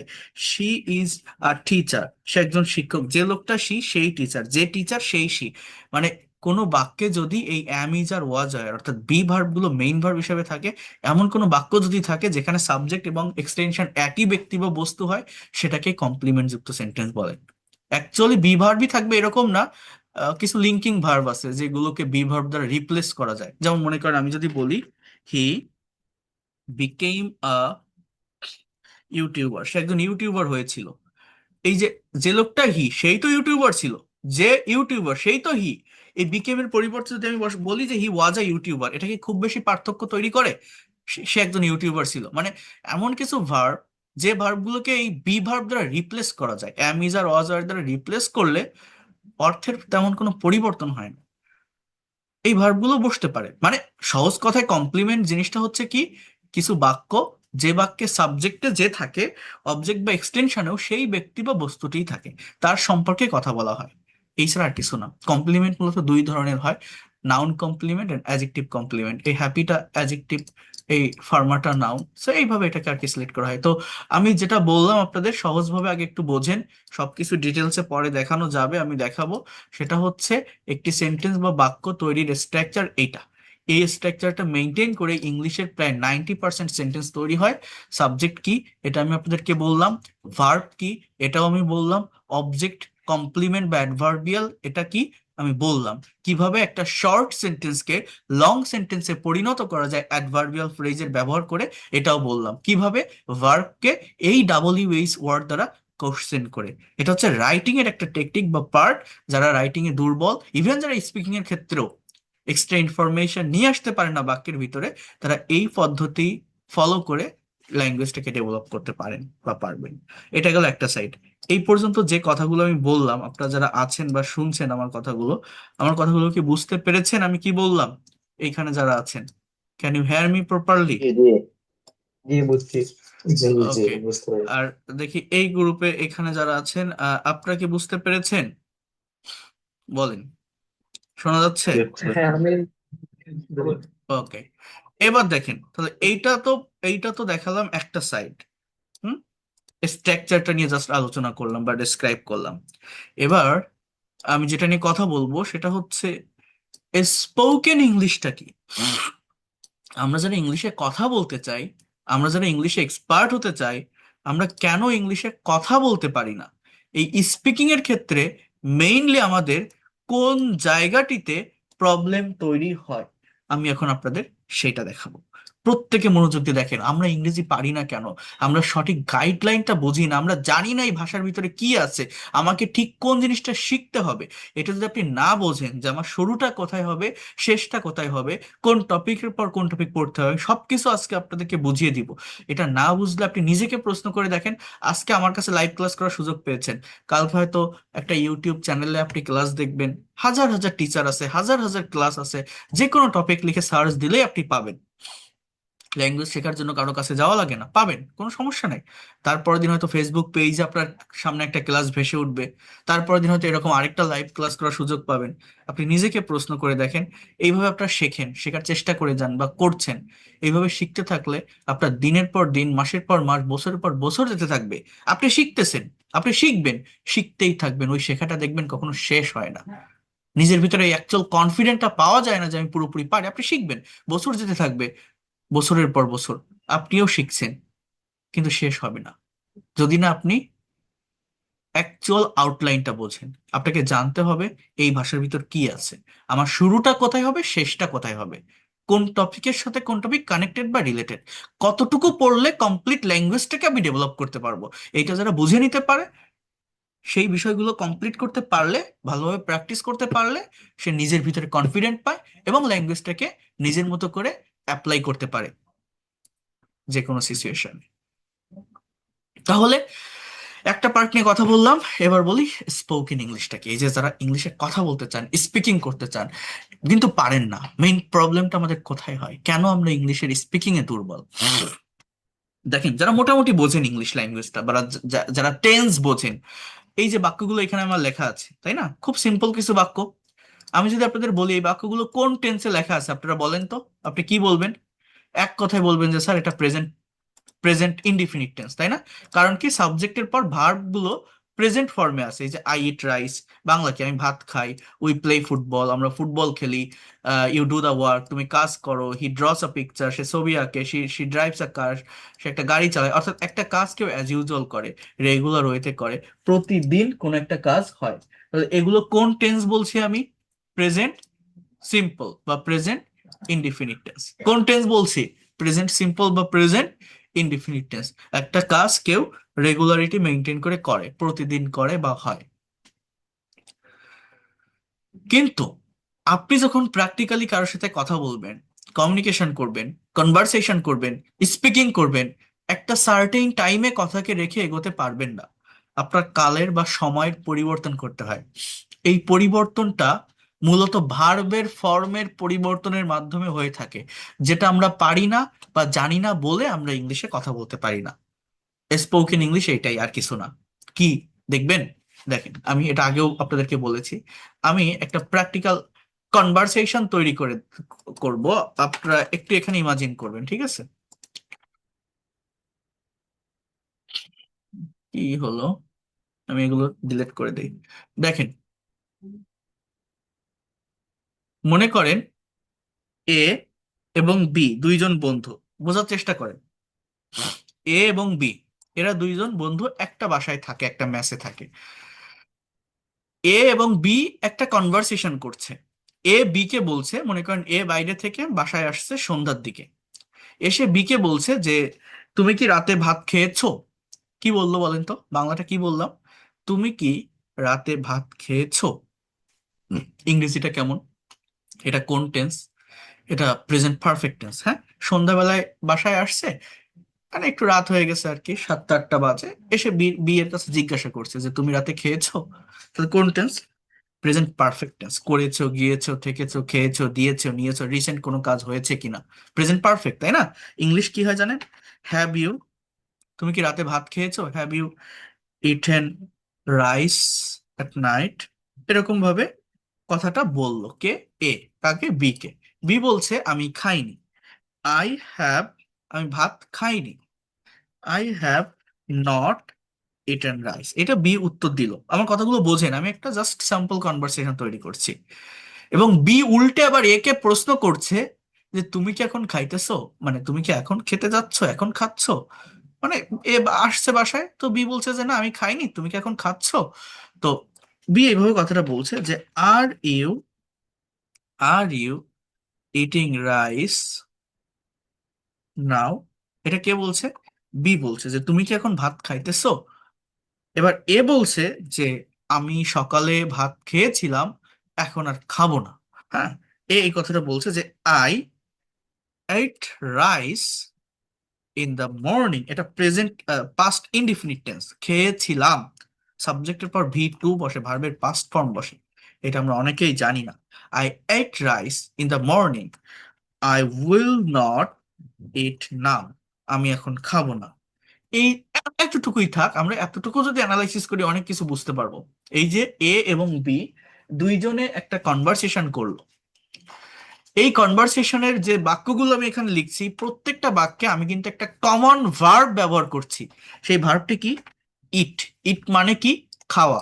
এখন আমার কথাটা আপনারা একটু বোঝার চেষ্টা করেন, এই যে ইট মানে খাওয়া, এবং এই কনভারসেশনের ভিতরে যে আমি সেটাকে ব্যবহার করছি, কিন্তু আপনি যদি ফোকাস করেন দেখেন কোথাও ইট আমি লিখিনি, জাস্ট ইট কোথাও লিখিনি। এই খাওয়া অর্থটা প্রকাশ করতে একটা কনভারসেশনে যখন আমি এটা নিলাম, আমার কোথাও লিখতে হয়েছে E A T E N, eaten. কোথাও লিখতে হয়েছে E A T I N G, eating. কোথাও লিখতে হয়েছে এ টি ই এইট, অথবা কোথাও লিখতে হচ্ছে উইল ইট বা উইল নট ইট। এই যে কেন আমি এরকম লিখলাম, আমি জাস্ট ইট কি কোথাও লিখছি দেখেন তো, কিন্তু আমরা জানি কি যে ইট মানে খাওয়া। কিন্তু ওই খাওয়া শব্দটাকে যখন একটা কনভারসেশনের ভিতর নিলাম, একটা কমিউনিকেশনের ভিতর নিলাম, যখন আপনি ইংলিশ স্পিকিং করবেন, আপনাকে টাইমের পরিবর্তন করতে হবে। একটা সার্টেন টাইম, একটা স্টেবল টাইমের উপর কথাকে রেখে আপনি এগোতে পারবেন না। যেমন এখানে যে সেন্টেন্সগুলো সবগুলো প্রেজেন্ট ইনডিফিনিট টেন্স, এরকম সব প্রেজেন্ট ইনডিফিনিট টেন্স দিয়ে আপনি কথা বলতে পারবেন না। আপনি যখন একজনের সাথে কনভারসেশন বা কমিউনিকেশন করবেন, বিভিন্ন টাইম মেনটেন করে কথা বলতে হবে। সেই টাইম অনুযায়ী ইনস্ট্যান্টলি আমরা ভার্বের যে ফর্মটা ইউজ করতে হয় সেইটা আমরা করতে পারি না। এটা না পারার কারণেই আমরা ইংলিশে কথা বলতে পারি না। আমাদের ইংলিশের দুর্বলতা এই একটা জায়গাতে।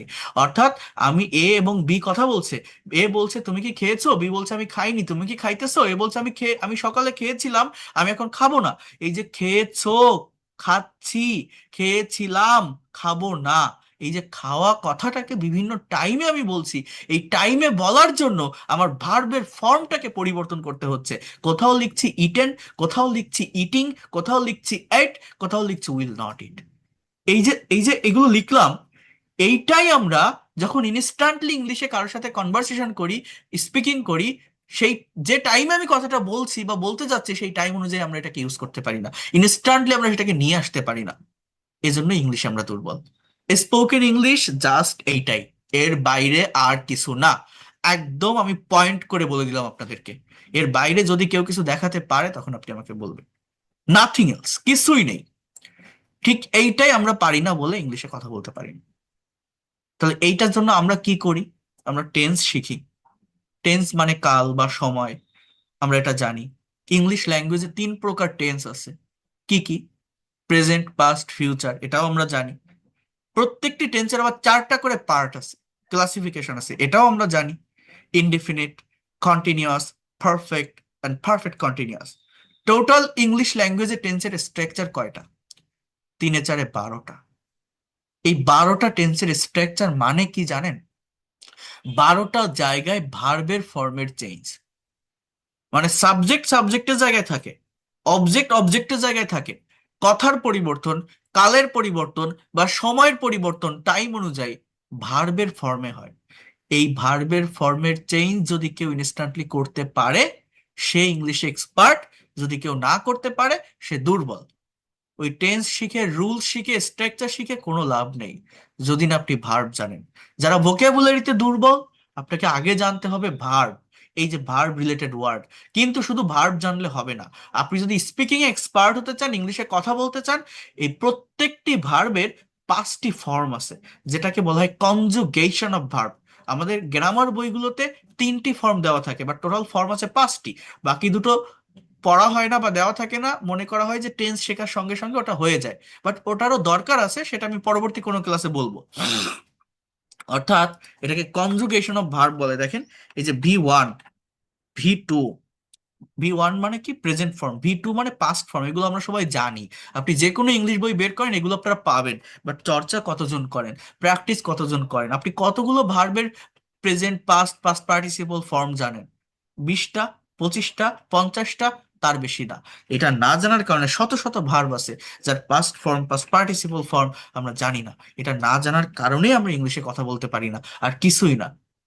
ইভেন আপনি ইমাজিন করতে পারবেন না, আমি একটা কথা বলি তারপর এটা দেখাচ্ছি। আমার আমার আমার একটা রিলেটিভস একটা পাবলিক ইউনিভার্সিটির ম্যানেজমেন্ট ডিপার্টমেন্টের ফার্স্ট বয়। তার সিজিপিএ কত জানেন? 3.78, 3.75 প্রতি সেমিস্টারে তার এরকম সিজিপিএ উঠতো। তাকে আমি জিজ্ঞাসা করছিলাম, একটা পাবলিক ইউনিভার্সিটির ম্যানেজমেন্ট ডিপার্টমেন্টের ফার্স্ট বয়, যে সে ভাত খেয়েছিল এটার ইংরেজি কি, সে বলতে পারেনি। আপনারা এখানে প্রায় 250-300 জন ক্লাস করছেন, আমি এতটুকু অ্যাসিওর করতে পারি 70% স্টুডেন্ট এই কথাটাই বলতে পারবে না। কারণ কি জানেন? ওই ভার্বের ফর্ম জানে না, সে পারেনি। এটা আমার প্র্যাকটিক্যাল এক্সপিরিয়েন্স থেকে আমি বলছি। কেন পারেনি? সে কি বলছে? He was eat rice, he did eat rice, he eaten rice, এরকম বলছে। মানে ইট ভার্বের V2 পাস্ট ফর্ম যে ATE, এট, এটা সে জানে না। এটা না জানার কারণে সে কথাটা বলতে পারেনি। তো এইগুলো আমাকে জানতে হবে, এটা না জানলে আপনি পারবেন না। কি? ভার্বের ফর্ম। এই দেখেন, প্রত্যেকটা ভার্বের টোটাল 5টি ফর্ম থাকে। ইট, এর পাস্ট ফর্ম এট, এর পাস্ট পার্টিসিপল কি ইটেন, এর প্রেজেন্ট পার্টিসিপল কি ইটিং, এর থার্ড পারসন কি ইটস। এখন আপনি বলবেন এগুলো আমি কিভাবে মুখস্থ করব, কি করে পড়বে, কি মনে থাকা কাজ? মনে থাকে? থাকে না তো, কিন্তু এগুলো প্র্যাকটিস করার ওয়ে আছে, আমি সেটা দেখাবো। তো দেখেন, প্রত্যেকটা ভার্বের এরকম ফর্ম আছে। রাইট মানে কি? লেখা। এর পাস্ট ফর্ম কি? Right, road. এর পাস্ট পার্টিসিপল কি? রিটেন। আমরা ওটাকে রাইটেন বলি, but it will be written. হ্যাঁ। এরপর হচ্ছে রাইটিং। এরপর হচ্ছে রাইটস। ড্রাইভ মানে কি? চালানো। এর পাস্ট ফর্ম কি? ড্রোভ। পাস্ট পার্টিসিপল কি? ড্রিভেন। প্রেজেন্ট পার্টিসিপল কি? ড্রাইভিং। থার্ড পার্সন কি? ড্রাইভস। এই যে V5 যেটা লিখছে, এটা মূলত কি জানেন? প্রেজেন্ট ইনডিফিনিট টেন্সে, অনলি প্রেজেন্ট ইনডিফিনিট টেন্স, অন্য কোথাও না। সাবজেক্ট যদি থার্ড পার্সন সিঙ্গুলার নাম্বার হয়, এই ভার্বের সাথে এস বা ইএস বসে, এটাকে V5 বা ভার্বের থার্ড পার্সন ফর্ম বলে। তো এই যে ফর্মগুলো লিখছি না, টেন্স শেখার আগে এইটা জানতে হয় যদি আপনি স্পোকেন এক্সপার্ট হতে চান। কেন এটা জানতে হয়? ওই যে বললাম না, আপনি যখন কথা বলছেন, এরকম ভাবে একটা স্টেবল পজিশন, একটা স্টেবল টাইমে কথাকে রেখে আপনি চলতে পারবেন না। আপনি বাংলায় কিছু একটা ভাবতেছেন যেটা আপনি ইংলিশে বলবেন, আপনি যে টাইমে কথাটা ভাবছেন সেই টাইম অনুযায়ী ভার্বের ফর্মের পরিবর্তন করতে হয়। টাইমের চেঞ্জ হলেই ভার্বের চেঞ্জ করতে হয়। সেই চেঞ্জিংটা আপনি ইনস্ট্যান্টলি করতে পারছেন না, বা পারেন না বলেই ইংলিশে কথা বলতে পারেন না। আমাদের দুর্বলতা মতো এখানে, এইটা যদি কেউ ঠিক করতে পারে সে ইংলিশে এক্সপার্ট। তো ভার্বে এরকম ফর্ম আছে। এখন আমি আপনাকে বলছি যে আপনি হয়তো 25টা 50টা জানেন, তার বেশি জানেন না, তাহলে আপনি কি করবেন? এই দেখেন, আমার এখানে বাছাইকৃত 200টি ভার্ব আছে। এই ভার্বগুলো দুই ভাবে হয়, একটা হচ্ছে রেগুলার বা উইক ভার্ব, মানে যে ভার্বের 2টা বা 3টা ফর্ম সেম থাকে তাকে রেগুলার বা উইক ভার্ব বলে। আর একটা হচ্ছে ইরেগুলার বা স্ট্রং ভার্ব, যার 2টা বা 3টা ফর্ম ডিফারেন্ট। যেমন এই যে write, wrote, written, drive, drove, driven, এগুলোকে ইরেগুলার বা স্ট্রং ভার্ব বলে। হ্যাঁ, এই যে দেখেন 100 এক্সাম্পলস অফ ইরেগুলার বা স্ট্রং ভার্ব। সো এখানে টোটাল 200টি ফর্ম আছে। আমি আপনাদের এই পিডিএফ ফাইলটি দিয়ে দিব, আপনারা যে হোয়াটসঅ্যাপ গ্রুপগুলো থেকে ক্লাস করছেন ফ্রিতেই দিব। তো আহ, এই 200টি ফর্ম হচ্ছে মোস্ট ইউজফুল এবং সব থেকে বাছাইকৃত 200টি শব্দ, ওয়ার্ড, যেগুলো আমরা বাংলায় আমাদের ডে টু ডে লাইফে বিভিন্ন কনভারসেশন বা স্পিকিং এ ব্যবহার করি, বাট ইংলিশে প্রপার অর্থ না জানার কারণে, ফর্ম না জানার কারণে আমরা ইংলিশে কথা বলতে পারি না। আমি এতটুকু অ্যাসিওর করতে পারি, আপনার যদি অ্যাটলিস্ট এই 200টি ভার্ব সম্পর্কে কনসেপ্ট থাকে, আপনাকে কেউ আটকাতে পারবে না। কেন এটা আমি বলি? কারণ একটা বাক্য তৈরি করতে গেলে সাবজেক্ট একটা নির্দিষ্ট সার্কেলের ভিতর থাকবে। সাবজেক্ট হয় আই, না হলে উই, ইউ, হি, শি, দে, এগুলোর কিছু একটা হবে, এর বাইরে তো আর কিছু না। এরপরে আমাকে ভার্ব বসাতে হবে। এই ভার্বটা যদি কারেক্ট ফর্মে আমি বসাতে পারি টাইম অনুযায়ী, আমাদের সবসময় যে বি অন বলবে এরকম তো না, টাইম অনুযায়ী আমাকে বসাতে হবে। অবজেক্ট বা এক্সটেনশনের যে পার্টটা সেটা অটোমেটিক্যালি চলে আসবে, বা ওই এক্সটেনশনের পার্টটাকে কিভাবে আরো বড় করতে হয় সেটাও তো আমি আপনাদের দেখিয়েছি বা বলেছি। তাহলে আপনাদের জানতে হবে কি, কোন জায়গাটা ডেভেলপ করতে হবে? ভার্ব। এই 200টি ভার্ব, এটা আমি গল্পের মাধ্যমে প্র্যাকটিস করাই, প্র্যাকটিস করারও একটা ওয়ে আছে, এগুলো আমি পরে দেখাবো।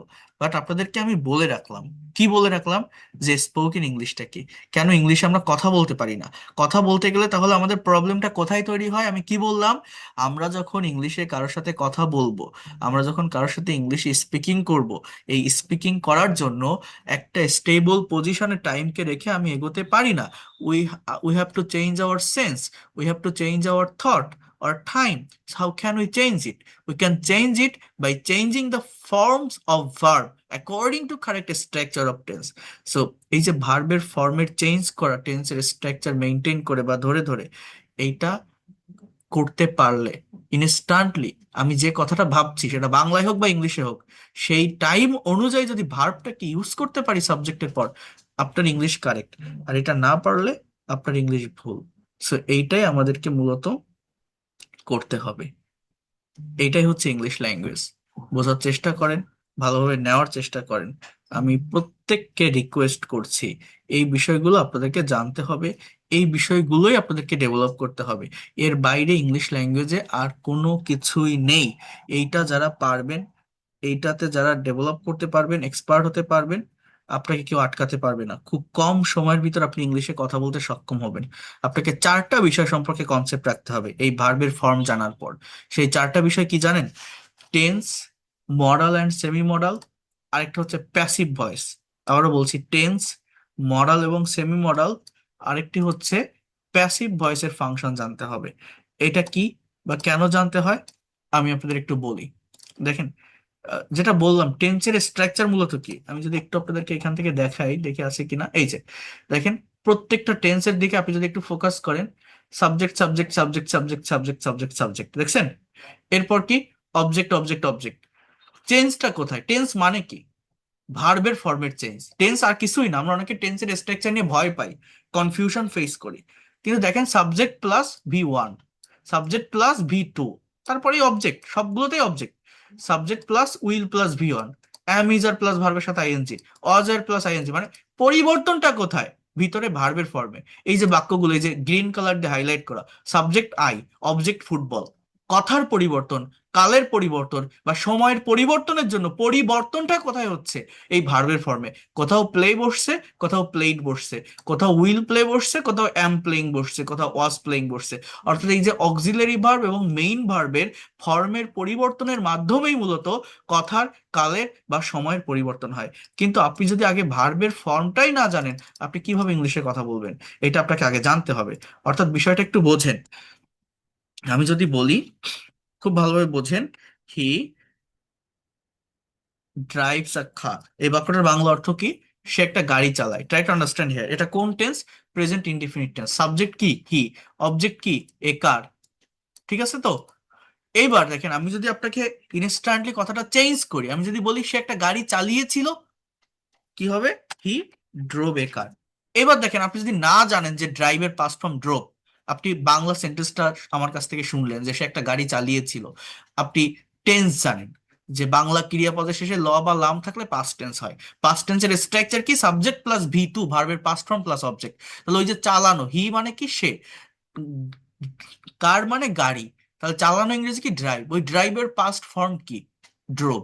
এটা যদি আপনি না জানেন, তাহলে কি টেন্স শিখে, টেন্সের স্ট্রাকচার শিখে টেন্সের ওই বাংলা সংজ্ঞা শিখেও কোনো লাভ হবে? হবে না। আপনাকে জানতে হবে কি ভার্বের ফর্ম। তাহলে সাবজেক্টই অবজেক্ট একার, কথার পরিবর্তন, কালের পরিবর্তন, সময়ের পরিবর্তনের জন্য পরিবর্তনটা কোথায় হয়? ভার্বে। আমরা ইংলিশ পারি না কেন? আমরা যখন কারোর সাথে কনভারসেশন বা কমিউনিকেশন করি, যে টাইমে কথাটা ভাবি সেই টাইম অনুযায়ী ভার্বটাকে আমরা ইউজ করতে পারি না। সো হি ড্রাইভস এ কার, সে একটা গাড়ি চালায়। হি ড্রোভ এ কার, সে একটা গাড়ি চালিয়েছিল। আমি যদি বলি he will drive a car, সে একটা গাড়ি চালাবে। আমি যদি বলি he is driving a car, সে একটা গাড়ি চালাচ্ছে।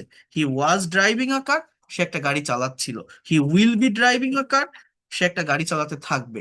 হি has driven a car, has driven, সে একটা গাড়ি চালিয়েছে। আমার 7টা টেন্স অলরেডি লেখা হয়ে গেছে। টোটাল টেন্স কয়টা? 12টা। এই হ্যাজ এর জায়গায় হ্যাড দিলে পাস্ট পারফেক্ট হবে, উইল হ্যাভ দিলে ফিউচার পারফেক্ট হবে। তো সাবজেক্ট কিন্তু হি, অবজেক্ট কিন্তু একার। কথার কালের বা সময়ের পরিবর্তনের জন্য পরিবর্তনটা কোথায় হলো? আমরা কেন ইংলিশে কথা বলতে পারি না বা স্পিকিং করতে পারি না? আমি যে টাইমে কথাটা ভাবি সেই টাইম অনুযায়ী এই যে ভার্বের ফর্মটা ইনস্ট্যান্টলি নিয়ে আসতে পারি না। এখন একটা বিষয় আছে, টেন্সের স্ট্রাকচার টোটাল কয়টা? 12টা। 12টা স্ট্রাকচার মানে একটা পার্টিকুলার ভার্বকে 12 ভাবে আপনি বলতে পারবেন। ড্রাইভ মানে কি? চালানো। এই চালানো কথাটাকে 12টা টাইমে 12 দিকে 12 ভাবে নিতে পারবেন বা বলতে পারবেন। আপনি কতগুলো ওয়েতে কত ভাবে একটা পার্টিকুলার ভার্বকে মডিফাই করতে পারেন, কতগুলো টাইমে নিতে পারেন, এইটাই হচ্ছে ল্যাঙ্গুয়েজ। তো টেন্স জানা থাকলে সর্বোচ্চ 12 ভাবে একটা কথাকে আপনি প্রকাশ করতে পারবেন, একটা ভার্বকে আপনি নিতে পারবেন।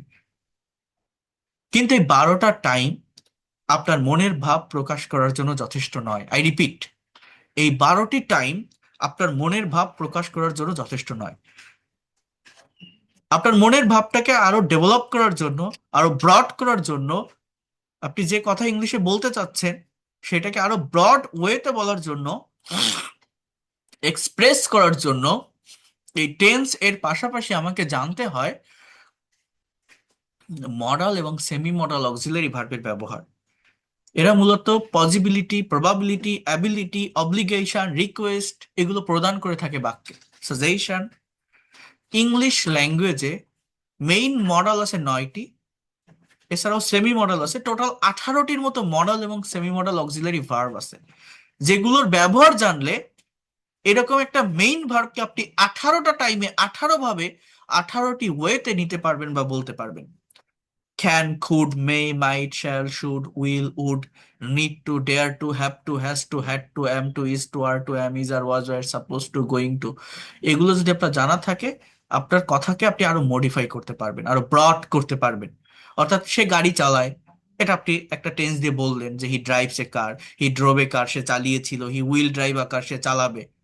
আমি যদি আপনাকে বলি সে গাড়ি চালাইতো, কোন টেন্স দিয়ে বলবেন? Past tense? না, এটা পাস্ট টেন্স দিয়ে হবে না।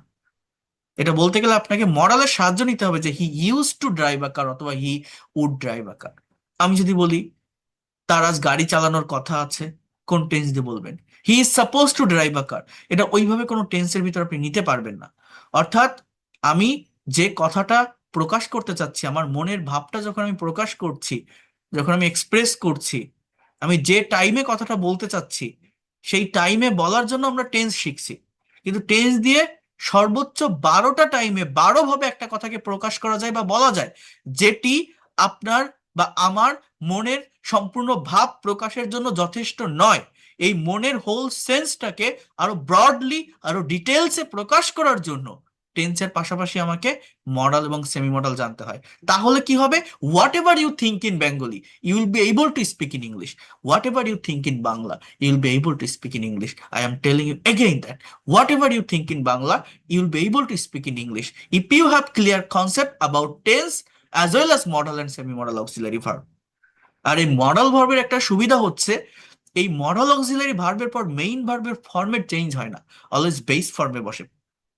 যেমন টেন্সের ক্ষেত্রে কোথাও ড্রাইভ, কোথাও ড্রোপ, কোথাও ড্রাইভিং, কোথাও ড্রিভেন। এই মডালের ক্ষেত্রে মূলত মডাল ভার্বটা অর্থ প্রদান করে, মেইন ভার্বটা বেস ফর্মে থাকে। যেমন হি ক্যান ড্রাইভ, কার, সে গাড়ি চালাতে পারে। ড্রাইভই থাকবে যে মডেলই হোক না কেন। He could drive a car, সে গাড়ি চালাতে পারতো। He would drive a car, সে গাড়ি চালাতো। He use to drive a car, সে গাড়ি চালাতে অভ্যস্ত ছিল। He should drive a car, তার গাড়ি চালানো উচিত। He must drive a car, সে অবশ্যই গাড়ি চালাবে। He needs to drive a car, তার গাড়ি চালানো প্রয়োজন বা দরকার। He dares to drive a car, সে গাড়ি চালানোর সাহস করে বা সাহস দেখায়। He is to drive a car, he is to drive a car, তাকে গাড়ি চালাতে হয়। হি ওয়াজ টু ড্রাইভ আ কার, গাড়ি চালাতে হতো। He is suppose to drive a car, তার গাড়ি চালানোর কথা। He was suppose to drive a car, was suppose to drive a car, তার গাড়ি চালানোর কথা ছিল, তার গাড়ি চালানোর কথা ছিল। He has to drive a car, তাকে গাড়ি চালাতে হবে। He had to drive a car, তাকে গাড়ি চালাতে হয়েছিল। সাবজেক্ট কি? হি। অবজেক্ট কি? এ কার।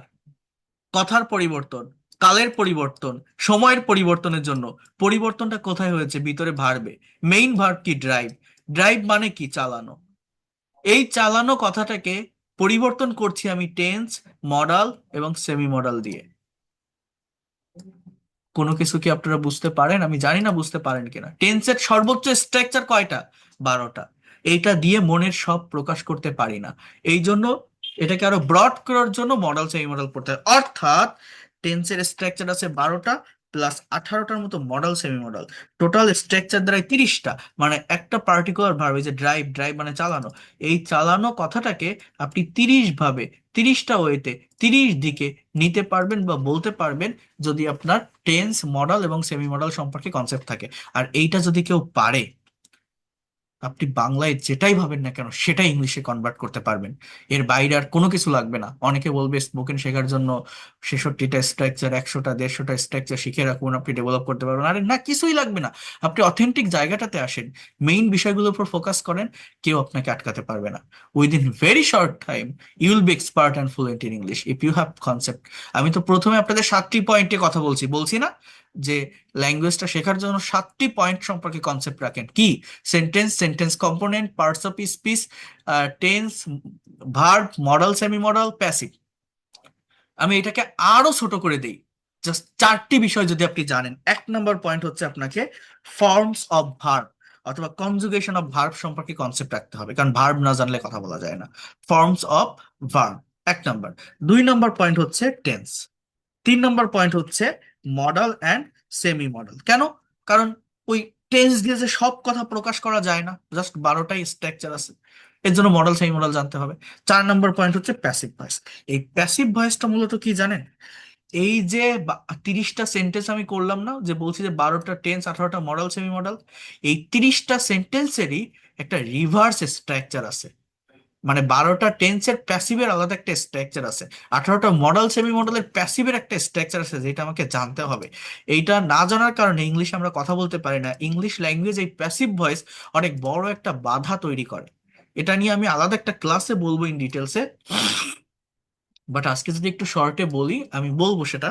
তার আগে আপনারা আমাকে বলেন, এই পর্যন্ত যে বিষয়গুলো দেখালাম বা বললাম যে কেন আমরা ইংলিশে কথা বলতে পারি না, স্পিকিং এ আমরা কোথায় দুর্বল, ঠিক এই জায়গাটাতে।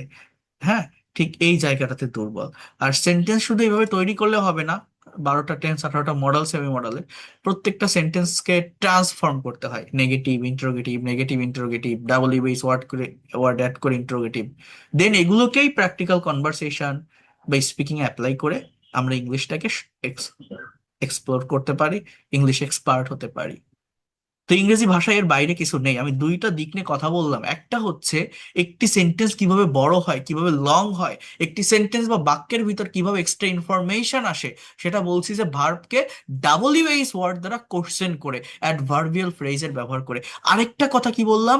একটি সেন্টেন্স বা বাক্যকে কিভাবে ঘোরানো যায়, ঘোরাতে হবে, টাইমের পরিবর্তন করতে হবে। আমরা ইংলিশে পারি না কেন? স্পোকেন ইংলিশ কি, কথা বলতে পারি না কেন? যে টাইমে কথাটা ভাবছি, যে সময়ে কথাটা ভাবছি, সেই সময় অনুযায়ী ভার্বের ফর্ম আমরা ইনস্ট্যান্টলি ব্যবহার করতে পারি না বা ইউজ করতে পারি না। এইটা যারা পারবে, যত দ্রুত সেই টাইম অনুযায়ী পারবে, সে ইংলিশে এক্সপার্ট হতে পারবে। অর্থাৎ একটা পার্টিকুলার ভার্বকে সর্বোচ্চ কতগুলো ওয়েতে, কতগুলো টাইমে, কতগুলো সেন্সে প্রকাশ করা যায়। এইটা যায় কিভাবে? টেন্স, মডাল এবং সেমি মডাল এর ব্যবহারের মাধ্যমে। ইংলিশে এর বাইরে আর কিছু নেই। আবারও বলছি, যদি আপনি এতটুকু ডেভেলপ করতে পারেন, এটাকেই প্র্যাকটিক্যালি অ্যাপ্লাই করে আপনি এক্সপার্ট হতে পারবেন। তো আমি এই পর্যন্ত যে কথাগুলো বললাম, আপনারা এবার আমাকে বলেন যে আসলে আপনারা বুঝতে পারছেন কিনা যে ল্যাঙ্গুয়েজটা মূলত কি। কোনো কিছু কি বুঝতে পারছেন? ধারণা বা কনসেপ্ট পেয়েছেন? আমি কি বোঝাতে পারলাম?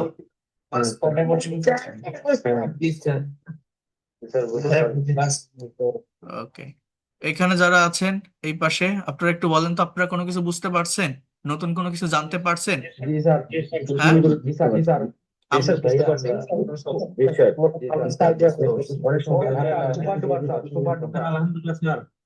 মানে আমরা আমরা শুধু আমরা শুধু ইংরেজি শিখি, শেখারটাই শিখি, যার ক্লাস সামনে দেখি সেটাই করি, সেটাই দেখি। কিন্তু আমরা যদি সঠিক গাইডলাইন না পাই, ল্যাঙ্গুয়েজের অরিজিন যদি না বুঝি, যে কেন আমি পারছি না, কেন আমি পারি না, আমার সমস্যাটা কোথায়, এইটা খুঁজে বের না করতে পারলে আপনি কিভাবে এটা শিখে ডেভেলপ করতে পারবেন, তাই না? নাকি আগে তো আমাকে প্রবলেমটা বের করতে হবে, যে আমি ভাষা পারি না, কেন পারি না, সমস্যা কোথায়। হ্যাঁ, তো আমি কি আপনাদের বোঝাতে পারলাম বিষয়টা কি, সহজভাবে বুঝতে পারছেন? হ্যাঁ, গুড। আচ্ছা, তাহলে দেখেন, অনেকেই আপনারা আমাকে আজকে নতুন দেখছেন, ভাবছেন কে কোন জায়গা থেকে আসছে, কি বলছে দেখি, ক্লাস কি নেয়, কেমন ক্লাস নেয়, অনেকে দেখতে আসছেন, অনেকে শিখতে আসছেন, যে যে কারণেই আসেন। আমি সবকিছু পরে বলবো। তো দেখে যান, আপনার এতটুকু বলতে পারি, যদি আমাকে পজিটিভ মাইন্ডে নিতে পারেন, আমার একটা দুইটা ক্লাস আপনি লাস্ট পর্যন্ত করেন বা থাকেন, আপনার আমার কথা মনে থাকবে, যে এইভাবে কেউ ইংরেজি, আমি আমি প্রচুর পরিশ্রম করে পড়াই, অনেক অনেক পরিশ্রম করে প্রত্যেকটা স্টুডেন্টকে পড়াই। আমি একটু বেশি কথা বলি, একটু লং টাইম ধরে ক্লাস নেই। এটা যারা সহ্য করতে পারে, যারা নিতে পারে, তারা আমার সাথে থাকে, যারা পারে না তারা থাকে না। That is very simple. যাদের শেখার আগ্রহ আছে, ইচ্ছা আছে, যদি আমার কথা বুঝতে পারে, আমাকে নিতে পারে, তাহলে থাকবে। যাদের আগ্রহ নেই, তারা থাকবে না। Very simple. সো এটাই মেইন কথা। এখন প্যাসিভটাকে আমি একটু এক মিনিটে বলি, তারপর আমি আপনাদেরকে একটা প্রেজেন্টেশন দেখাবো। অর্থাৎ যারা মনে করেন যে আমি টেন্স বুঝি বা মডালের ব্যবহার এটাও আমি বুঝি, অথবা আপনারা যারা মনে করেন যে আমি আহ, কিছু পড়তেও পারি, মোটামুটি লিখতেও পারি, বাট কথা বলতে গেলে পারি না, স্পিকিং এ আমার জড়তা সমস্যা, এটা আপনারা কিভাবে ডেভেলপ করবেন, আমি সেই স্পিকিং কিভাবে একটা সার্টেন টপিকের উপর কোনো মিস্টেক ছাড়া, গ্রামাটিক্যাল মিস্টেক ছাড়া স্পিকিং করবেন বা প্রেজেন্টেশন দিবেন, আমি আপনাদেরকে দেখাবো। তো উম, তার আগে এই যে প্যাসিভের কথা বললাম, এটা একটু আমি বলি। মনে করেন আমি আপনাদের এখন ক্লাস নিচ্ছি, তাই না? এখন এই ক্লাসের আগে আমি যদি একটা নোটিশ দেই যে আমি আজ রাত 10টায় আপনাদের ক্লাস নিব, অথবা আমার যারা পেইড কোর্সের স্টুডেন্ট থাকে তাদেরকে আমি নোটিশ দেই, ব্যাস ইংলিশে। তো আহ, আমি যদি বলি যে আজ রাত 10টায় আপনাদের ক্লাস নিব, ইংলিশটা কেমন? যে I will, try to understand here, I will take your class at 10 p.m, certain টাইমের আগে অ্যাট প্রিপোজিশন বসে। এইভাবে আমি কথাটা বললাম যে আমি রাত 10টায় ক্লাস নিব। এখন এটা কোন টেন্স? Future indefinite tense. যারা টেন্স বোঝেন তারা বুঝতে পারবেন, ফিউচার টেন্স না, will plus take be on. এই কথাটা এইভাবে না বলে আমি যদি একটু ঘুরায় বলি, যেমন আপনারা যে গ্রুপ থেকে ক্লাসে জয়েন করছেন, এই গ্রুপে অন্যান্য অ্যাডমিন আছে, অন্য কেউ যদি মেসেজ দেয় যে আপনাদের আজকের ক্লাস রাত 10টায় অনুষ্ঠিত হবে, রাত 10টায় নেওয়া হবে, মানে কে নিল এটা মেনশন করা হচ্ছে না, ক্লাসটাকে মেনশন করা। যেমন আপনি এখানে আসছেন, আপনি কিসের জন্য আসছেন? আমাকে দেখতে না ইংরেজি শিখতে? আপনি কার জন্য এখানে আছেন? ল্যাঙ্গুয়েজটা শেখার জন্য নাকি আমাকে দেখার জন্য? নিশ্চয়ই ল্যাঙ্গুয়েজটা শেখার জন্য। আপনার দরকার কি ক্লাস করা না আমাকে দেখা? ক্লাস করা। আপনার দরকার কি ইংরেজি শেখা না আমি? ইংরেজি শেখা। যে শেখায় শেখাক, আপনার কি শিখতে পারলে হচ্ছে ভাষাটা, এটাই তো। তাহলে এখানে আপনি গুরুত্ব দিচ্ছেন কাকে? আপনার শেখাটাকে, আপনার অবজেক্টটাকে। ওইটাকে যদি আপনি প্রায়োরিটি দেন এবং ওইটাকে যদি শুরুতে নিয়ে আসেন, সাবজেক্টের পজিশনে নিয়ে আসেন, তখন একটা বাক্য প্যাসিভ হয়।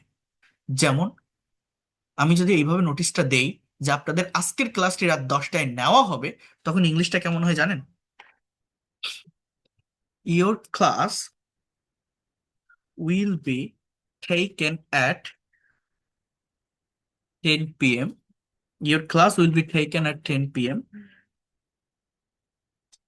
জাস্ট এতটুকু লিখে শেষ করতে পারি, your class will be taken at 10 p.m. তাহলে এই যে এটা আমি লিখলাম, এখানে দেখেন এই যে উইল বি প্লাস V3 লিখলাম, এটা কেন লিখলাম? এটা হচ্ছে ফিউচার ইনডিফিনিট টেন্সের প্যাসিভের স্ট্রাকচার। কেন?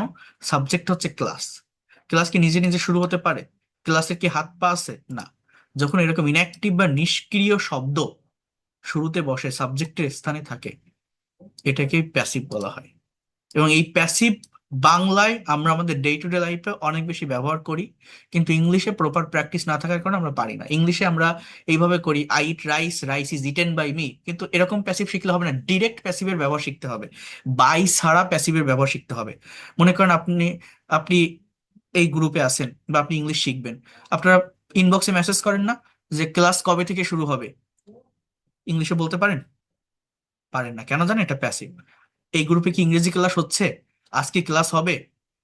আপনারা গুরুত্ব দিচ্ছেন কার উপর? ক্লাসের উপর, কারণ আপনি তো নতুন, আপনি তো জানেন না কে ক্লাস নিবে। তাহলে আপনি কি বলছেন? যে যে এই গ্রুপে কি ইংরেজির ক্লাস হয়? এখন কি ক্লাস হচ্ছে? ক্লাস কবে থেকে শুরু হবে? এই প্রত্যেকটা কথা হচ্ছে প্যাসিভের। প্রত্যেকটা কথা প্যাসিভ আমরা ডে টু ডে লাইফে অনেক বেশি ব্যবহার করি, বাট ইংলিশে প্র্যাকটিস না থাকার কারণে আমরা কথা বলতে পারি না। আপনি একটা সেন্টেন্স ইংলিশে করার চেষ্টা করেন তো।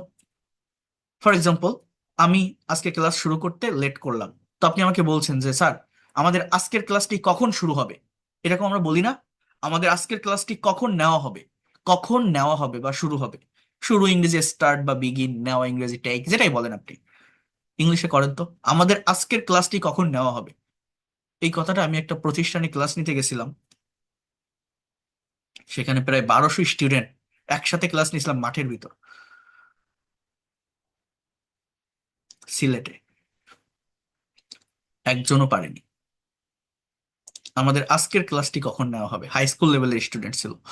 সো এটা ইংলিশ কেমন জানেন? দেখেন, when will our class be taken today.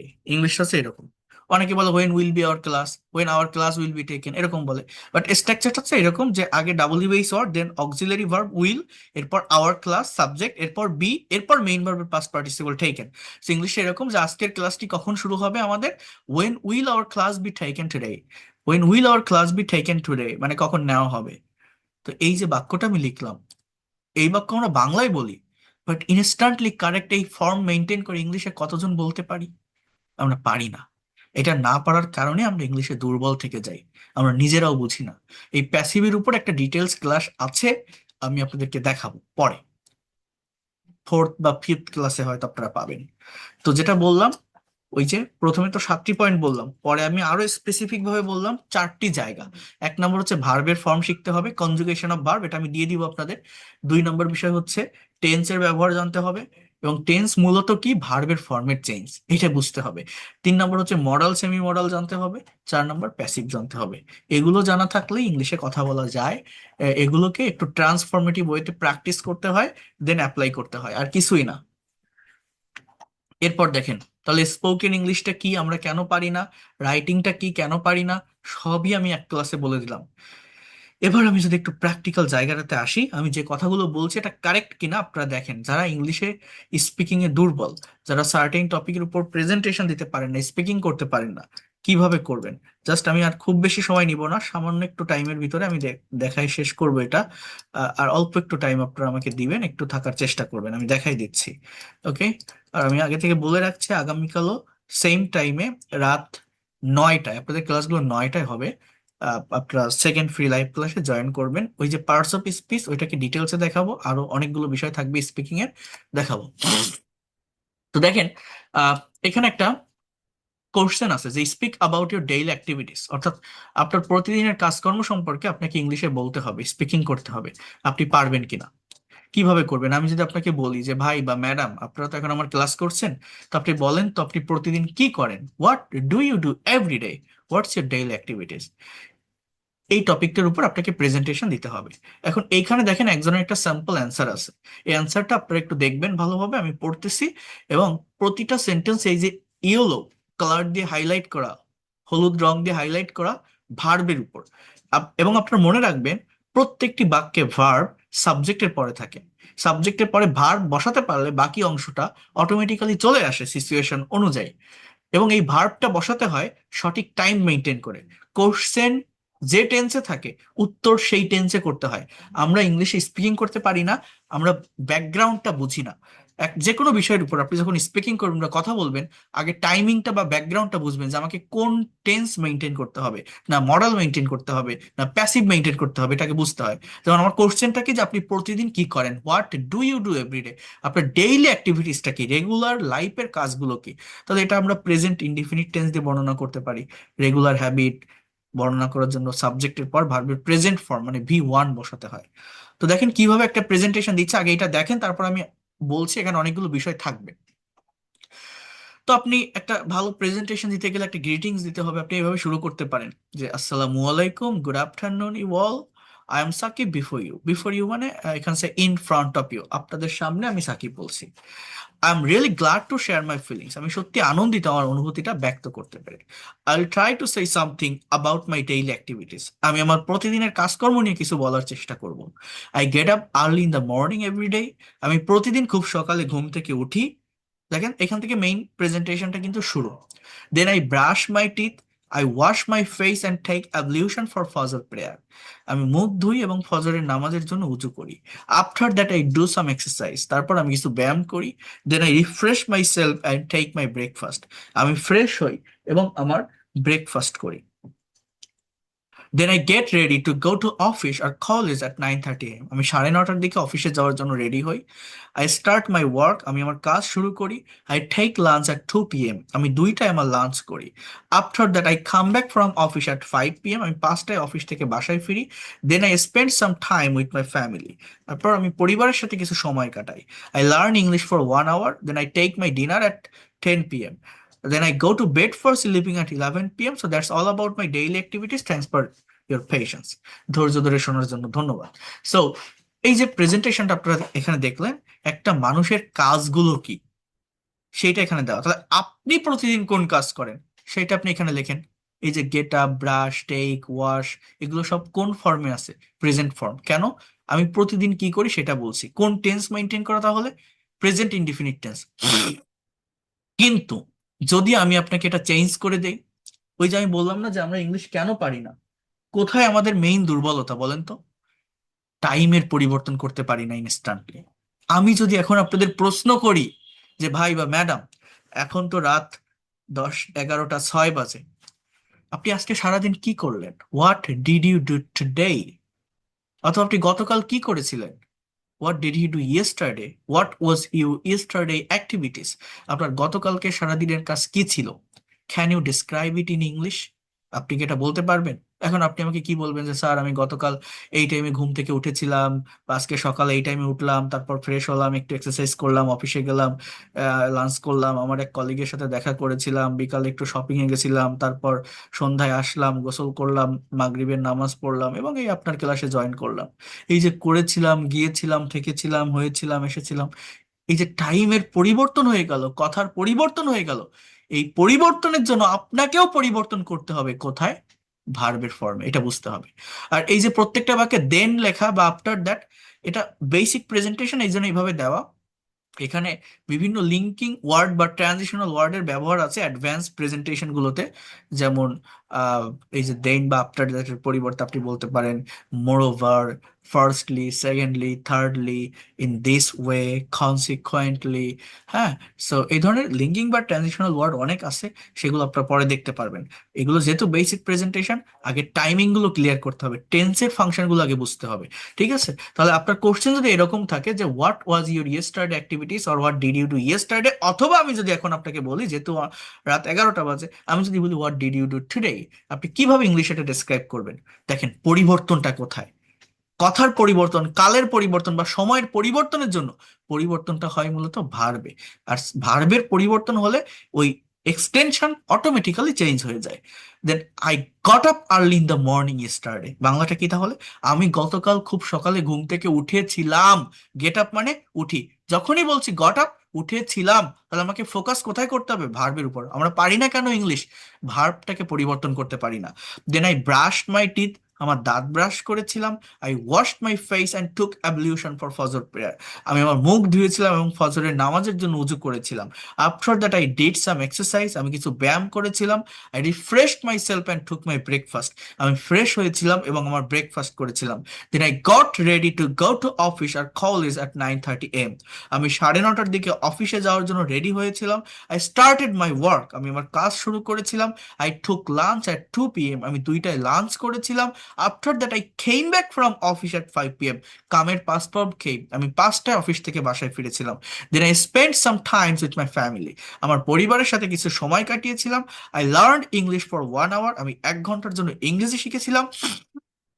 Then I took my dinner at 10 PM, আমি 10টায় আমার ডিনার করেছিলাম। I went to bed for sleeping at 11 PM। So that's all about my, I mean এটা হবে that was my yesterday activities, thanks for patience. So অতীতের কোনো কথা যখন আপনি বর্ণনা করছেন, আপনাকে পরিবর্তনটা কোথায় করতে হচ্ছে? ভার্বের ফর্মে। গেটের পাস্ট ফর্ম গট, ব্রাশের পাস্ট ফর্ম ব্রাশ, ওয়াশের পাস্ট ফর্ম ওয়াশড, টেকের পাস্ট ফর্ম টুক, কামের পাস্ট ফর্ম কেম, স্পেন্ডের পাস্ট ফর্মে স্পেন্ড, অনেকে স্পেন্ডেড বলে ফেলে, মনে করে কি বেশিরভাগ ভার্বের পাস্ট ফর্মে ইডি থাকে, কিন্তু না, স্পেন্ড এই ফর্ম জানতে হবে। এখানে কোথাও ওয়াজ ওয়ার আছে, অনেকে মনে করে পাস্ট টেন্স মানে ওয়াজ ওয়ার ডিড এর ব্যবহার করতে হয়, বাট না। মেইন ভার্ব, প্রিন্সিপাল ভার্বের পাস্ট ফর্ম, পাস্ট টেন্সের structure subject plus V2 plus object. V2 মানে কি? আমার যে মেইন ভার্বটা থাকে সেইটার পাস্ট ফর্ম বসাতে হয়। হ্যাঁ, ওয়াজ ওয়ার বা ডিড বসতে পারে যদি সেটা মেইন ভার্ব হিসাবে বসে। পাস্ট টেন্স মানেই সব সেন্টেন্সে ওয়াজ ওয়ার বা ডিড না। এগুলো পরে দেখাবো, আমি টেন্সের ক্লাস আছে। এবার যদি আমি আবার কথাটাকে চেঞ্জ করি, আমরা পারি না কেন? টাইমের পরিবর্তন করতে পারি না, তো সেইটা আমাকে শিখতে হবে। যেমন আমি যদি এখন আপনাকে বলি যে ভাই বা ম্যাডাম, এখন তো আপনারা ক্লাস করছেন, তো আপনি আগামীকাল কি করবেন? What will you do tomorrow, what will be your tomorrow's activities, আপনার আগামীকালকে সারাদিনের কাজ কি হবে? এই যে টাইমের পরিবর্তন করে কথা বলা, এইটা প্র্যাকটিস করতে হয়, এটা শিখতে হয়।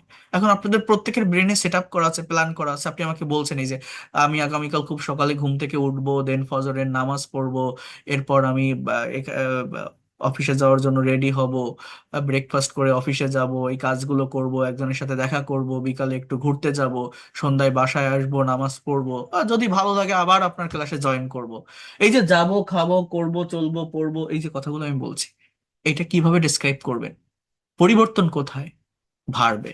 দেখেন, সাবজেক্ট সাবজেক্টের জায়গায়, অবজেক্ট অবজেক্টের জায়গায়, কথা কালের বা সময়ের পরিবর্তনের জন্য পরিবর্তনটা ভার্বে করতে হয়। ফিউচারে কথা বলতে গেলে সাবজেক্টের পর শ্যাল বা উইল প্লাস V1 ভার্বের প্রেজেন্ট ফর্ম বসাতে হয়। এটা ফিউচার ইনডিফিনিট টেন্সের স্ট্রাকচার। শ্যালটা ফার্স্ট পার্সন সাবজেক্টের সাথে ছাড়া বসানো যায় না, কিন্তু উইলটা যে কোনো পার্সনের সাথে বসানো যায়। এগুলো টেন্সের ক্লাসে ক্লিয়ার করব। বাট এখানে আপনি দেখেন একটু কি বলছে, I will get up early in the morning tomorrow, আমি আগামীকাল খুব সকালে ঘুম থেকে উঠবো। উঠবো বাংলা বোঝেন, আই গেট আপ আমি উঠি, আই গট আপ আমি উঠেছিলাম, আই উইল গেট আপ আমি উঠবো। এই পরিবর্তনটা বুঝতে হবে। Then I will brush my teeth, আমি আমার দাঁত ব্রাশ করব। I will wash my face and take ablution for ফজর প্রেয়ার, আমি মুখ ধুবো এবং ফজরের নামাজের জন্য উজু করব। After that I will do some exercise, আমি কিছু ব্যায়াম করব। Then I will refresh my self and take my breakfast, আমি ফ্রেশ হব এবং আমার ব্রেকফাস্ট করব। I will get ready to go to office, or college at 9:30 AM, আমি 9:30টার দিকে অফিসে যাওয়ার জন্য রেডি হব। I will start my work, আমার কাজ শুরু করব। Then I will take lunch at 2 PM, আমি 2টায় আমার লাঞ্চ করব। After that I will come back from office at 5 PM, আমি 5টায় অফিস থেকে বাসায় আসবো। Then I will spend some time with my family, আমার পরিবারের সাথে আমি কিছু সময় কাটাবো।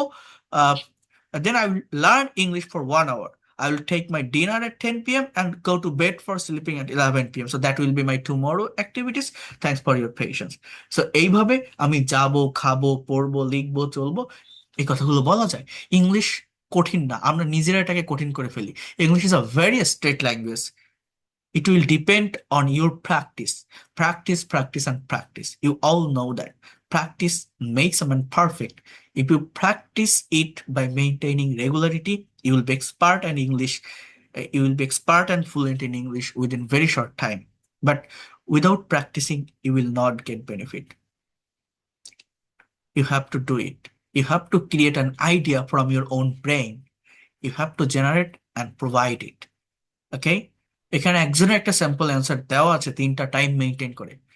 এই তিনটা টাইম মেনটেন করে আপনি আপনার মতো করে একটা প্রেজেন্টেশন তৈরি করেন। আপনি প্রতিদিন কি করেন, আপনি গতকাল কি করেছিলেন, আপনি আগামীকাল কি করবেন, আপনার যে সব কাজগুলো, যে অ্যাক্টিভিটিস গুলো, সেগুলো নিশ্চয়ই এটার সাথে মিলবে না, একটু হলেও চেঞ্জ হবে। সেই চেঞ্জিং এর সেই অ্যাক্টিভিটি, সেই ভার্বটাকে আপনি ব্যবহার করেন। আই আই আমি এর পর ভার্বটাকে ব্যবহার করেন, ভার্বের পাস্ট ফর্ম ব্যবহার করেন, ভার্বের ফিউচার ফর্ম ব্যবহার করেন, দেখেন অবজেক্ট অটোমেটিক্যালি চলে আসবে। এভাবে কথা বলা একবার শুরু করেন। অনেকে মনে করে আমি টেন্স পারি না, গ্রামার বুঝি না, ভোকাবুলারি জানি না, আগে ভালো করে শিখে নেই তারপরে ইংরেজিতে কথা বলবো। যারা এটা মনে করেন তারা কোনোদিনও শিখতে পারে না। কথা বলা শুরু করে দিতে হয়, whatever you can, just start speaking. একবার কেউ কথা বলা শুরু করলে সে নিজের ভিতরে একটা প্লেজার পায়, একটা কনফিডেন্ট কাজ করে, আমি তো কথা বলতে পারছি, আমি মনে হয় পারবো। আমার পেইড কোর্সের স্টুডেন্টদের ল্যাঙ্গুয়েজ ক্লাব আছে, সেখানে রেগুলারিটি মেনটেন করে আমি ল্যাঙ্গুয়েজটা শেখাই, প্র্যাকটিস করাই। এই দেখেন,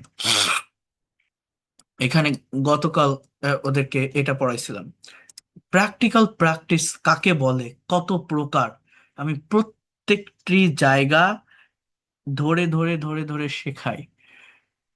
এই দেখেন, লার্ন ইংলিশ থ্রু পিকচার। বোঝার চেষ্টা করেন, এই যে একটা ছবি, লুক থিঙ্ক অ্যান্ড স্পিক, এই পিকচারটাকে প্রথমে তারা ইংলিশে ডিসক্রাইব করবে। এখানে তারা কি দেখছে, অ্যাটমসফিয়ারটা কি, অ্যাক্টিভিটিসটা কি, they are playing guitar, they are having a picnic, they are walking with a dog, someone is selling food, or you can see a very beautiful sunshine environment। এই এই যে আমি 4-5টা সেন্টেন্স এখানে বললাম, এরকম প্রত্যেকটা স্টুডেন্টকে দিয়ে আমি কথা বলাই, স্পিকিং করাই। এটা করানোর পর এইখানে প্রত্যেকটা বিষয় ইন ডিটেলসে ইংলিশ প্লাস বাংলায় লেখা আছে। এইটার উপরে আবার আবার শর্ট কনভারসেশন তৈরি করা আছে, সেটার উপরে ভোকাবুলারি ডেভেলপমেন্ট আছে। যেমন ওই যে ছবিটা আপনি দেখলেন, ওইখান থেকে কিছু ভোকাবুলারি ডেভেলপ করা যায়, লাশ green, স্ট্রলিং, vibrant, leisure time, gently. এরপর এইটাকে আবার কনভারসেশনের রূপ দেওয়া। সো এইগুলো ল্যাঙ্গুয়েজ ক্লাব, মানে যে মানে র্যান্ডমলি প্র্যাকটিস করা যায়, hello how are you, what do you do, what are you doing now, এরকম না। আপনাকে সার্টেইন টপিকের ভিতর দিয়ে যেতে হবে, সেখানে মিস্টেক হলে আমি ধরাই দিব। এই প্র্যাকটিসটা প্রতিদিন এখানে চলে, প্রতিদিন আমি যাদেরকে করাই তারা ইংলিশ স্পিকিং করে, কথা বলে, এই এই সিচুয়েশন গুলোর উপর ডিপেন্ড করে প্র্যাকটিক্যালি আমি ল্যাঙ্গুয়েজ শিখিয়ে থাকি। আপনি কেন পারবেন না? এগুলো কখন শেখাই? এই যে বিষয়গুলো আপনাদেরকে দেখাচ্ছি, এগুলো ডেভেলপ করানোর পর। তো আমি যেটা আমি বললাম যে আপনি আপনার মতো করে 3টা প্রেজেন্টেশন তৈরি করেন। ইংলিশ কি খুব কঠিন? কঠিন না, একবার ভেবে দেখেন এটা কত সহজ। সাবজেক্টের পরে ভার্ব বসালেই কথা বলা যায়। সেই ভার্বটাকে আপনি যে টাইমে কথা বলবেন সেই টাইম অনুযায়ী পরিবর্তন করতে হয়, এই ছাড়া আর কিছুই না। ইংরেজি ভাষাটা খুবই সহজ। আমি কি আপনাদেরকে বোঝাতে পারলাম? আপনারা কি বুঝতে পারছেন আমার কথাগুলো? আলহামদুলিল্লাহ স্যার। আলহামদুলিল্লাহ। ওকে। এখানে যারা আছেন, যারা ক্লাস করছেন, আপনারা বুঝতে পেরেছেন? বলেন, আমাকে জানান। কোনো কিছু শিখতে পারলেন, মনে হলো যে ক্লাসটা কাজে লাগছে, বা নতুন কিছু জানতে পারছি? ওকে, যদি ভালো লাগে জানাবেন, ফিডব্যাক দিবেন। আর আমি আপনাদেরকে বলি, আমি আপনাদের এই ভার্বের ফর্মটা আমি দিয়ে দিব, আপনারা যদি মনে করেন, যদি আগ্রহী থাকেন, আপনারা নিবেন, আমার হোয়াটসঅ্যাপে নক দিবেন, আমি দিয়ে দিব। এই যে পিডিএফ ফাইলটা, 100 example of regular and irregular verb, এগুলো হচ্ছে বাছাইকৃত ভার্ব। ভার্ব ছাড়া ইংলিশ ল্যাঙ্গুয়েজটা ডেভেলপ করা যায় না। এগুলো কিভাবে পড়তে হয় বা শিখতে হয় আমি বলছি। আরেকটা বিষয়, আমি তো বললাম এই ফ্রি ক্লাসগুলো যে কোনো বয়সের যে কেউ আপনারা করতে পারবেন। আপনি স্টুডেন্ট হন, house wife, teacher, officer, job holder বা ফ্রিল্যান্সার, প্রত্যেকের জন্য অ্যাপ্রোপ্রিয়েট। এখানে যে ক্লাসগুলো থাকবে আপনারা ধারাবাহিকভাবে করতে পারবেন। আমি একটা, দুইটা বা তিনটা ডেমো ক্লাস না, একটা কোর্সের মতো করে আমি নিব। যদি ক্লাসগুলো ভালো লাগে আমাকে পজিটিভ মাইন্ডে নিতে পারেন, লাস্ট পর্যন্ত থাকবেন, রেগুলারিটি মেনটেন করে ক্লাস করবেন, আপনি অনেক ডেভেলপমেন্ট পাবেন, এতটুকু বলতে পারি, কারণ আমি অনেক পরিশ্রম করে পড়াই। এটা আপনারা করেন, করে যান, আপনাদের মনে থাকবে, বুঝতে পারবেন। এই পর্যন্ত আমি 78 ব্যাচ পরিচালনা করে আসছি সফলতার সাথে। তো আমি আপনাদেরকে এইটা একটু বলে দেই, কারণ এতক্ষণ তো দেখালাম, শেখালাম প্রায় 2 ঘন্টা ধরে। এবার দেখেন আমি আমার পেইড কোর্সের স্টুডেন্টসদের কিভাবে পড়াই বা দেখাই। পেইড কোর্সের কথা শুনলে অনেকে ভয় পায়, মনে করে এবার মনে হয় টাকা পয়সা চাবে, এবার কি দেখি হবে, আমি তাড়াতাড়ি লিভ নেই চলে যাই, এই বিজ্ঞাপন টন দিবে। বিজ্ঞাপন আমি দেই, এটা দেই না তো তা না, পেইড কোর্স তো আমার আছে, আমি একদম শুরুতেই বলছি। যেমন ফ্রি ক্লাস আছে, পেইড কোর্স আছে। এটা যারা প্রফেশনাল হতে চায়, যারা এক্সপার্ট হতে চায়, যারা করার তারা করে, যারা ফ্রি ক্লাস করে চলে যায় তারা যায়। এটা আপনার বিষয়। আপনাকে যে ভর্তি হতে হবে এরকম না। এটা কেন দেখাচ্ছি? আপনার কোর্স করার দরকার নেই, বাট আপনি দেখে যান, এতক্ষণ তো শিখলেন আমার কথা। কিছু তো আপনাকে দিতে পারলাম, কিছু তো জানতে পারলেন। এবার দেখেন যে আমি আমার স্টুডেন্টদেরকে কিভাবে শেখাই, যারা পেইড কোর্সে থাকে বা যারা আসবে। যারা করবেন না তো করবেন না, কিন্তু আপনি যদি দেখেন যে এই লোকটা তো পড়াচ্ছে দেখাচ্ছে, তো দেখি পেইড কোর্স কিভাবে করায়, এটা যদি দেখেন কি কি থাকে এখানে, কিভাবে আমি এগোই, আমার প্ল্যানটা কি থাকে করছে, এটা আপনি আপনার মতো করে আপনার ব্রেনে নিয়ে ডেভেলপ করে নিজে নিজেও শিখতে পারবেন। এটার জন্য যে আপনার ক্ষতি হয়ে যাবে এরকম কোনো কিছু না। দেখেন আমি বলি কিভাবে শেখাই, একটা আইডিয়া তো বা কনসেপ্ট তো পেয়েছেন যে how can you start spoken English learning journey, এটা তো আমি বললাম। এইবার দেখেন আমি কিভাবে এখানে শেখাই। পেইড কোর্স, যারা এর আগে আমার ফ্রি ক্লাস করেছেন, টাকা পয়সার জন্য পেইড কোর্স করতে পারেননি, ভর্তি হতে পারেননি, নতুন ব্যাচ এই মাসের আগামী মাসের 5 তারিখ থেকে শুরু হবে, 5 ফেব্রুয়ারি। আবার বলছি, এবং পেইড কোর্সের ক্লাস টাইম থাকবে রাত 9টা থেকে 10টা। রাত 9টা থেকে 10টা, এই টাইমটা আমি এই জন্য দিয়েছি। এই টাইমটা আমি হয়তো আরেকটু চেঞ্জ করব রমজান মাস আসলে, তারাবির নামাজের আগে ক্লাস কমপ্লিট করার চেষ্টা করব। সো এই 9টা থেকে 10টা 5 ফেব্রুয়ারি থেকে একদম নতুন ব্যাচ শুরু হবে, আর তার আগে রেগুলারিটি মেনটেন করে এটা থাকবে।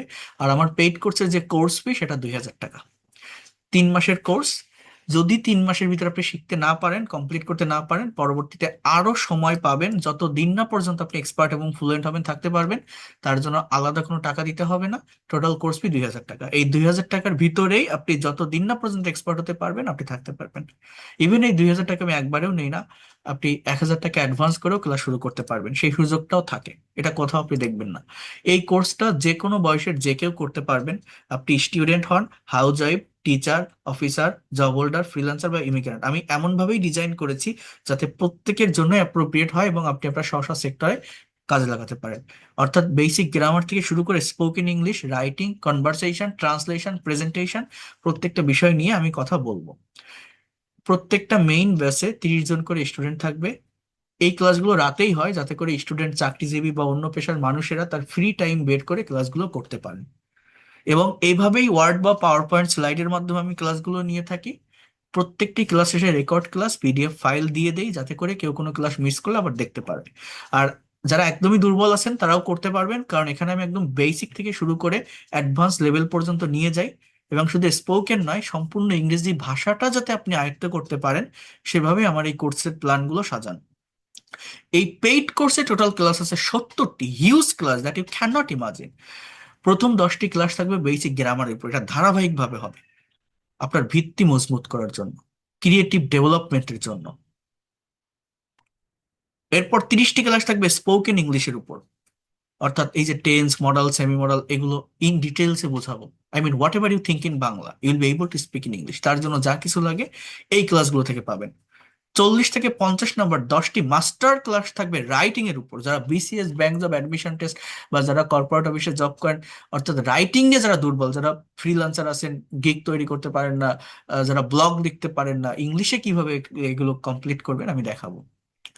এরপর 50 থেকে 70 নম্বর ক্লাস থাকবে। দেখেন, ক্লাস নিলে বা একটা কোর্স কমপ্লিট করলেই ইংলিশ পারা যায় না।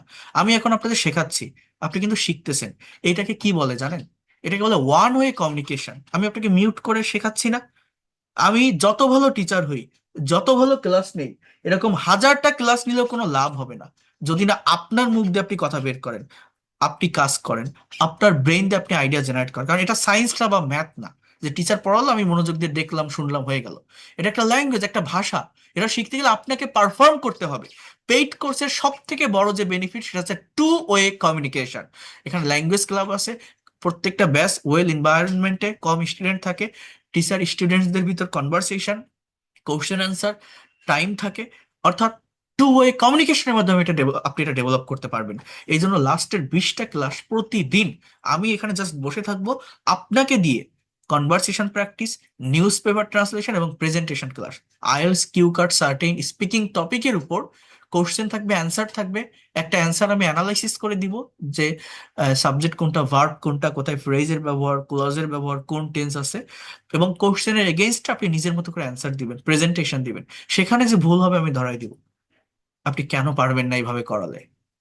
ফ্রি ক্লাসগুলো করে যান, আপনি বুঝতে পারবেন। তো within 3 month you'll be expert and fluent in English, এতটুকু আমি বলতে পারি। তাহলে কোর্সের প্ল্যানটা কি? ফার্স্ট বেসিক গ্রামার, দেন স্পোকেন ইংলিশ, রাইটিং, দেন কনভারসেশন, ট্রান্সলেশন এবং প্রেজেন্টেশন। এবং আমার ল্যাঙ্গুয়েজ ক্লাব আছে যেখানে সপ্তাহে 7 দিন আমি প্র্যাকটিস করাই। সো এটা যদি আপনি করেন, আপনি কেন পারবেন না? এটা টোটাল কোর্স ফি 2,000 টাকা, আপনি 1,000 টাকা অ্যাডভান্স করে শুরু করতে পারবেন। যদি মনে করেন এই ল্যাঙ্গুয়েজটা আমি আমার অ্যাসেট বা সম্পদ হিসাবে নিতে চাই, নেক্সট জেনারেশনকে শেখাতে চাই, আমি একটা মেন্টরের অধীনে থেকে গোছানো পদ্ধতিতে ধারাবাহিকভাবে এগোতে চাই, একটা গাইডলাইনের ভিতর দিয়ে যেতে চাই, আর যদি মনে হয় এই লোকটা পড়াতে পারে, বোঝাতে পারে, টেকনিক ভালো, হয়তো শিখতে পারবো, যদি বিশ্বাস থাকে, ভরসা থাকে, আসবেন। I can say I will take your full responsibility and within very short time you'll be expert and fluent in English. Corona প্যান্ডেমিকের শেষের দিকে আমি এই ব্যাচগুলো শুরু করছিলাম। আজকে 2026 সাল, 78টি ব্যাচ আমি পরিচালনা করে আসছি। সো এই এই দুইটা নাম্বারে আগামী 5 তারিখ, আগামী ফেব্রুয়ারির 5 তারিখ থেকে পেইড কোর্সের ক্লাস শুরু হবে। একদম শুরু থেকে করতে পারবেন, তার আগে ফ্রি ক্লাস রেগুলার হইতে চলবে। এই দুইটা নাম্বারে আপনারা আমার সাথে যোগাযোগ করতে পারবেন। এটাতে বিকাশ, নগদ, রকেট, হোয়াটসঅ্যাপ সবকিছুই আছে। যারা আজকে রেকর্ডেড ক্লাস পিডিএফ ফাইল নেবেন, আমি গ্রুপেও দিয়ে দিব, পার্সোনালি নিতে আপনারা এই দুইটা নাম্বারে নক করবেন: 01997356957, 09386899196। এটা হচ্ছে আমার নাম্বার। যারা ইন্ডিয়া থেকে আছেন তারাও গুগল পে বা ফোন পে করে ক্লাস করতে পারবেন। যারা পেইড কোর্সে ভর্তি হবেন, আপনাদের একটা আইডি কার্ড দিব, আপনার একটা আইডেন্টিটি থাকবে, আপনি আমার ব্যাচের স্টুডেন্ট, একদম ফর্মাল ওয়েতে সবকিছু আপনি পাবেন। অর্থাৎ আপনি অনলাইনে ক্লাস করছেন, আপনার নাম্বারটা যদি হারিয়ে যায় বা ব্যান হয়, ইন কেস কোনো প্রবলেম হয়, এটা আপনি আমাকে দেখালে আমি আবার যে কোনো নতুন ব্যাচে আপনাকে অ্যাড করে নিতে পারবো। এছাড়া আমার লেখা একটা বই আছে। এই যে আমি আপনাদের এতক্ষণ যা লেকচার দিলাম, যা পড়ালাম, সেটা এই বইটা থেকে আমি পড়াই থাকি, স্পিক ইংলিশ। এটা আমার নিজের লেখা বই। প্রতিদিন অনেকগুলো বই, বিশ্বের প্রায় 39টা দেশে প্রবাসী স্টুডেন্ট আমার এই বইটা নিয়েছে। যারা আমার কাছে আসে, আমার ক্লাস একবার করে, তারা জানে আমি কিভাবে শেখাই, কতটা পরিশ্রম করি। আমার হয়তো এরকম লাখ লাখ, হাজার হাজার সাবস্ক্রাইবার বা ফলোয়ার নেই, আমি একটা পার্মানেন্ট জবের ভিতর আছি। আমি আমার ফ্রি টাইম বা লেজার টাইমে এই ল্যাঙ্গুয়েজটা শিখিয়ে থাকি। কারণ ওই ছোট ছোট কন্টেন্ট তৈরি করা বা আমার অফলাইনেও কোনো প্রতিষ্ঠান বা কোর্স না। হ্যাঁ, আমি জাস্ট আমার এই ফ্রি টাইম বা লেজার টাইম অনলাইনে ক্লাসগুলো আমি এখানে নিচ্ছি বা নিয়ে থাকি, যাতে করে যারা বিভিন্ন জায়গা থেকে ল্যাঙ্গুয়েজ শেখার চেষ্টা করছেন বাট পারছেন না, কোনো জায়গা থেকে ডেভেলপ করতে পারছেন না, সঠিক গাইডলাইন পাচ্ছেন না, কিভাবে ধারাবাহিক ওয়েতে আপনি শিখবেন, আমার এই বইটাতে কি আছে জানেন? এই বইটার, এটা অনেক বড় একটা বই, এটার প্রাইস 500 টাকা। বাংলাদেশের যে কোনো প্রান্ত থেকে আপনারা নিতে পারবেন। এটা এটা এই একটা বইয়ের ভিতরে 100+ মোস্ট ইম্পর্টেন্ট স্পোকেন স্ট্রাকচার আছে, 100+ IELTS speaking top cue card topic and answer আছে, 10+ রিডিং স্টোরি আছে।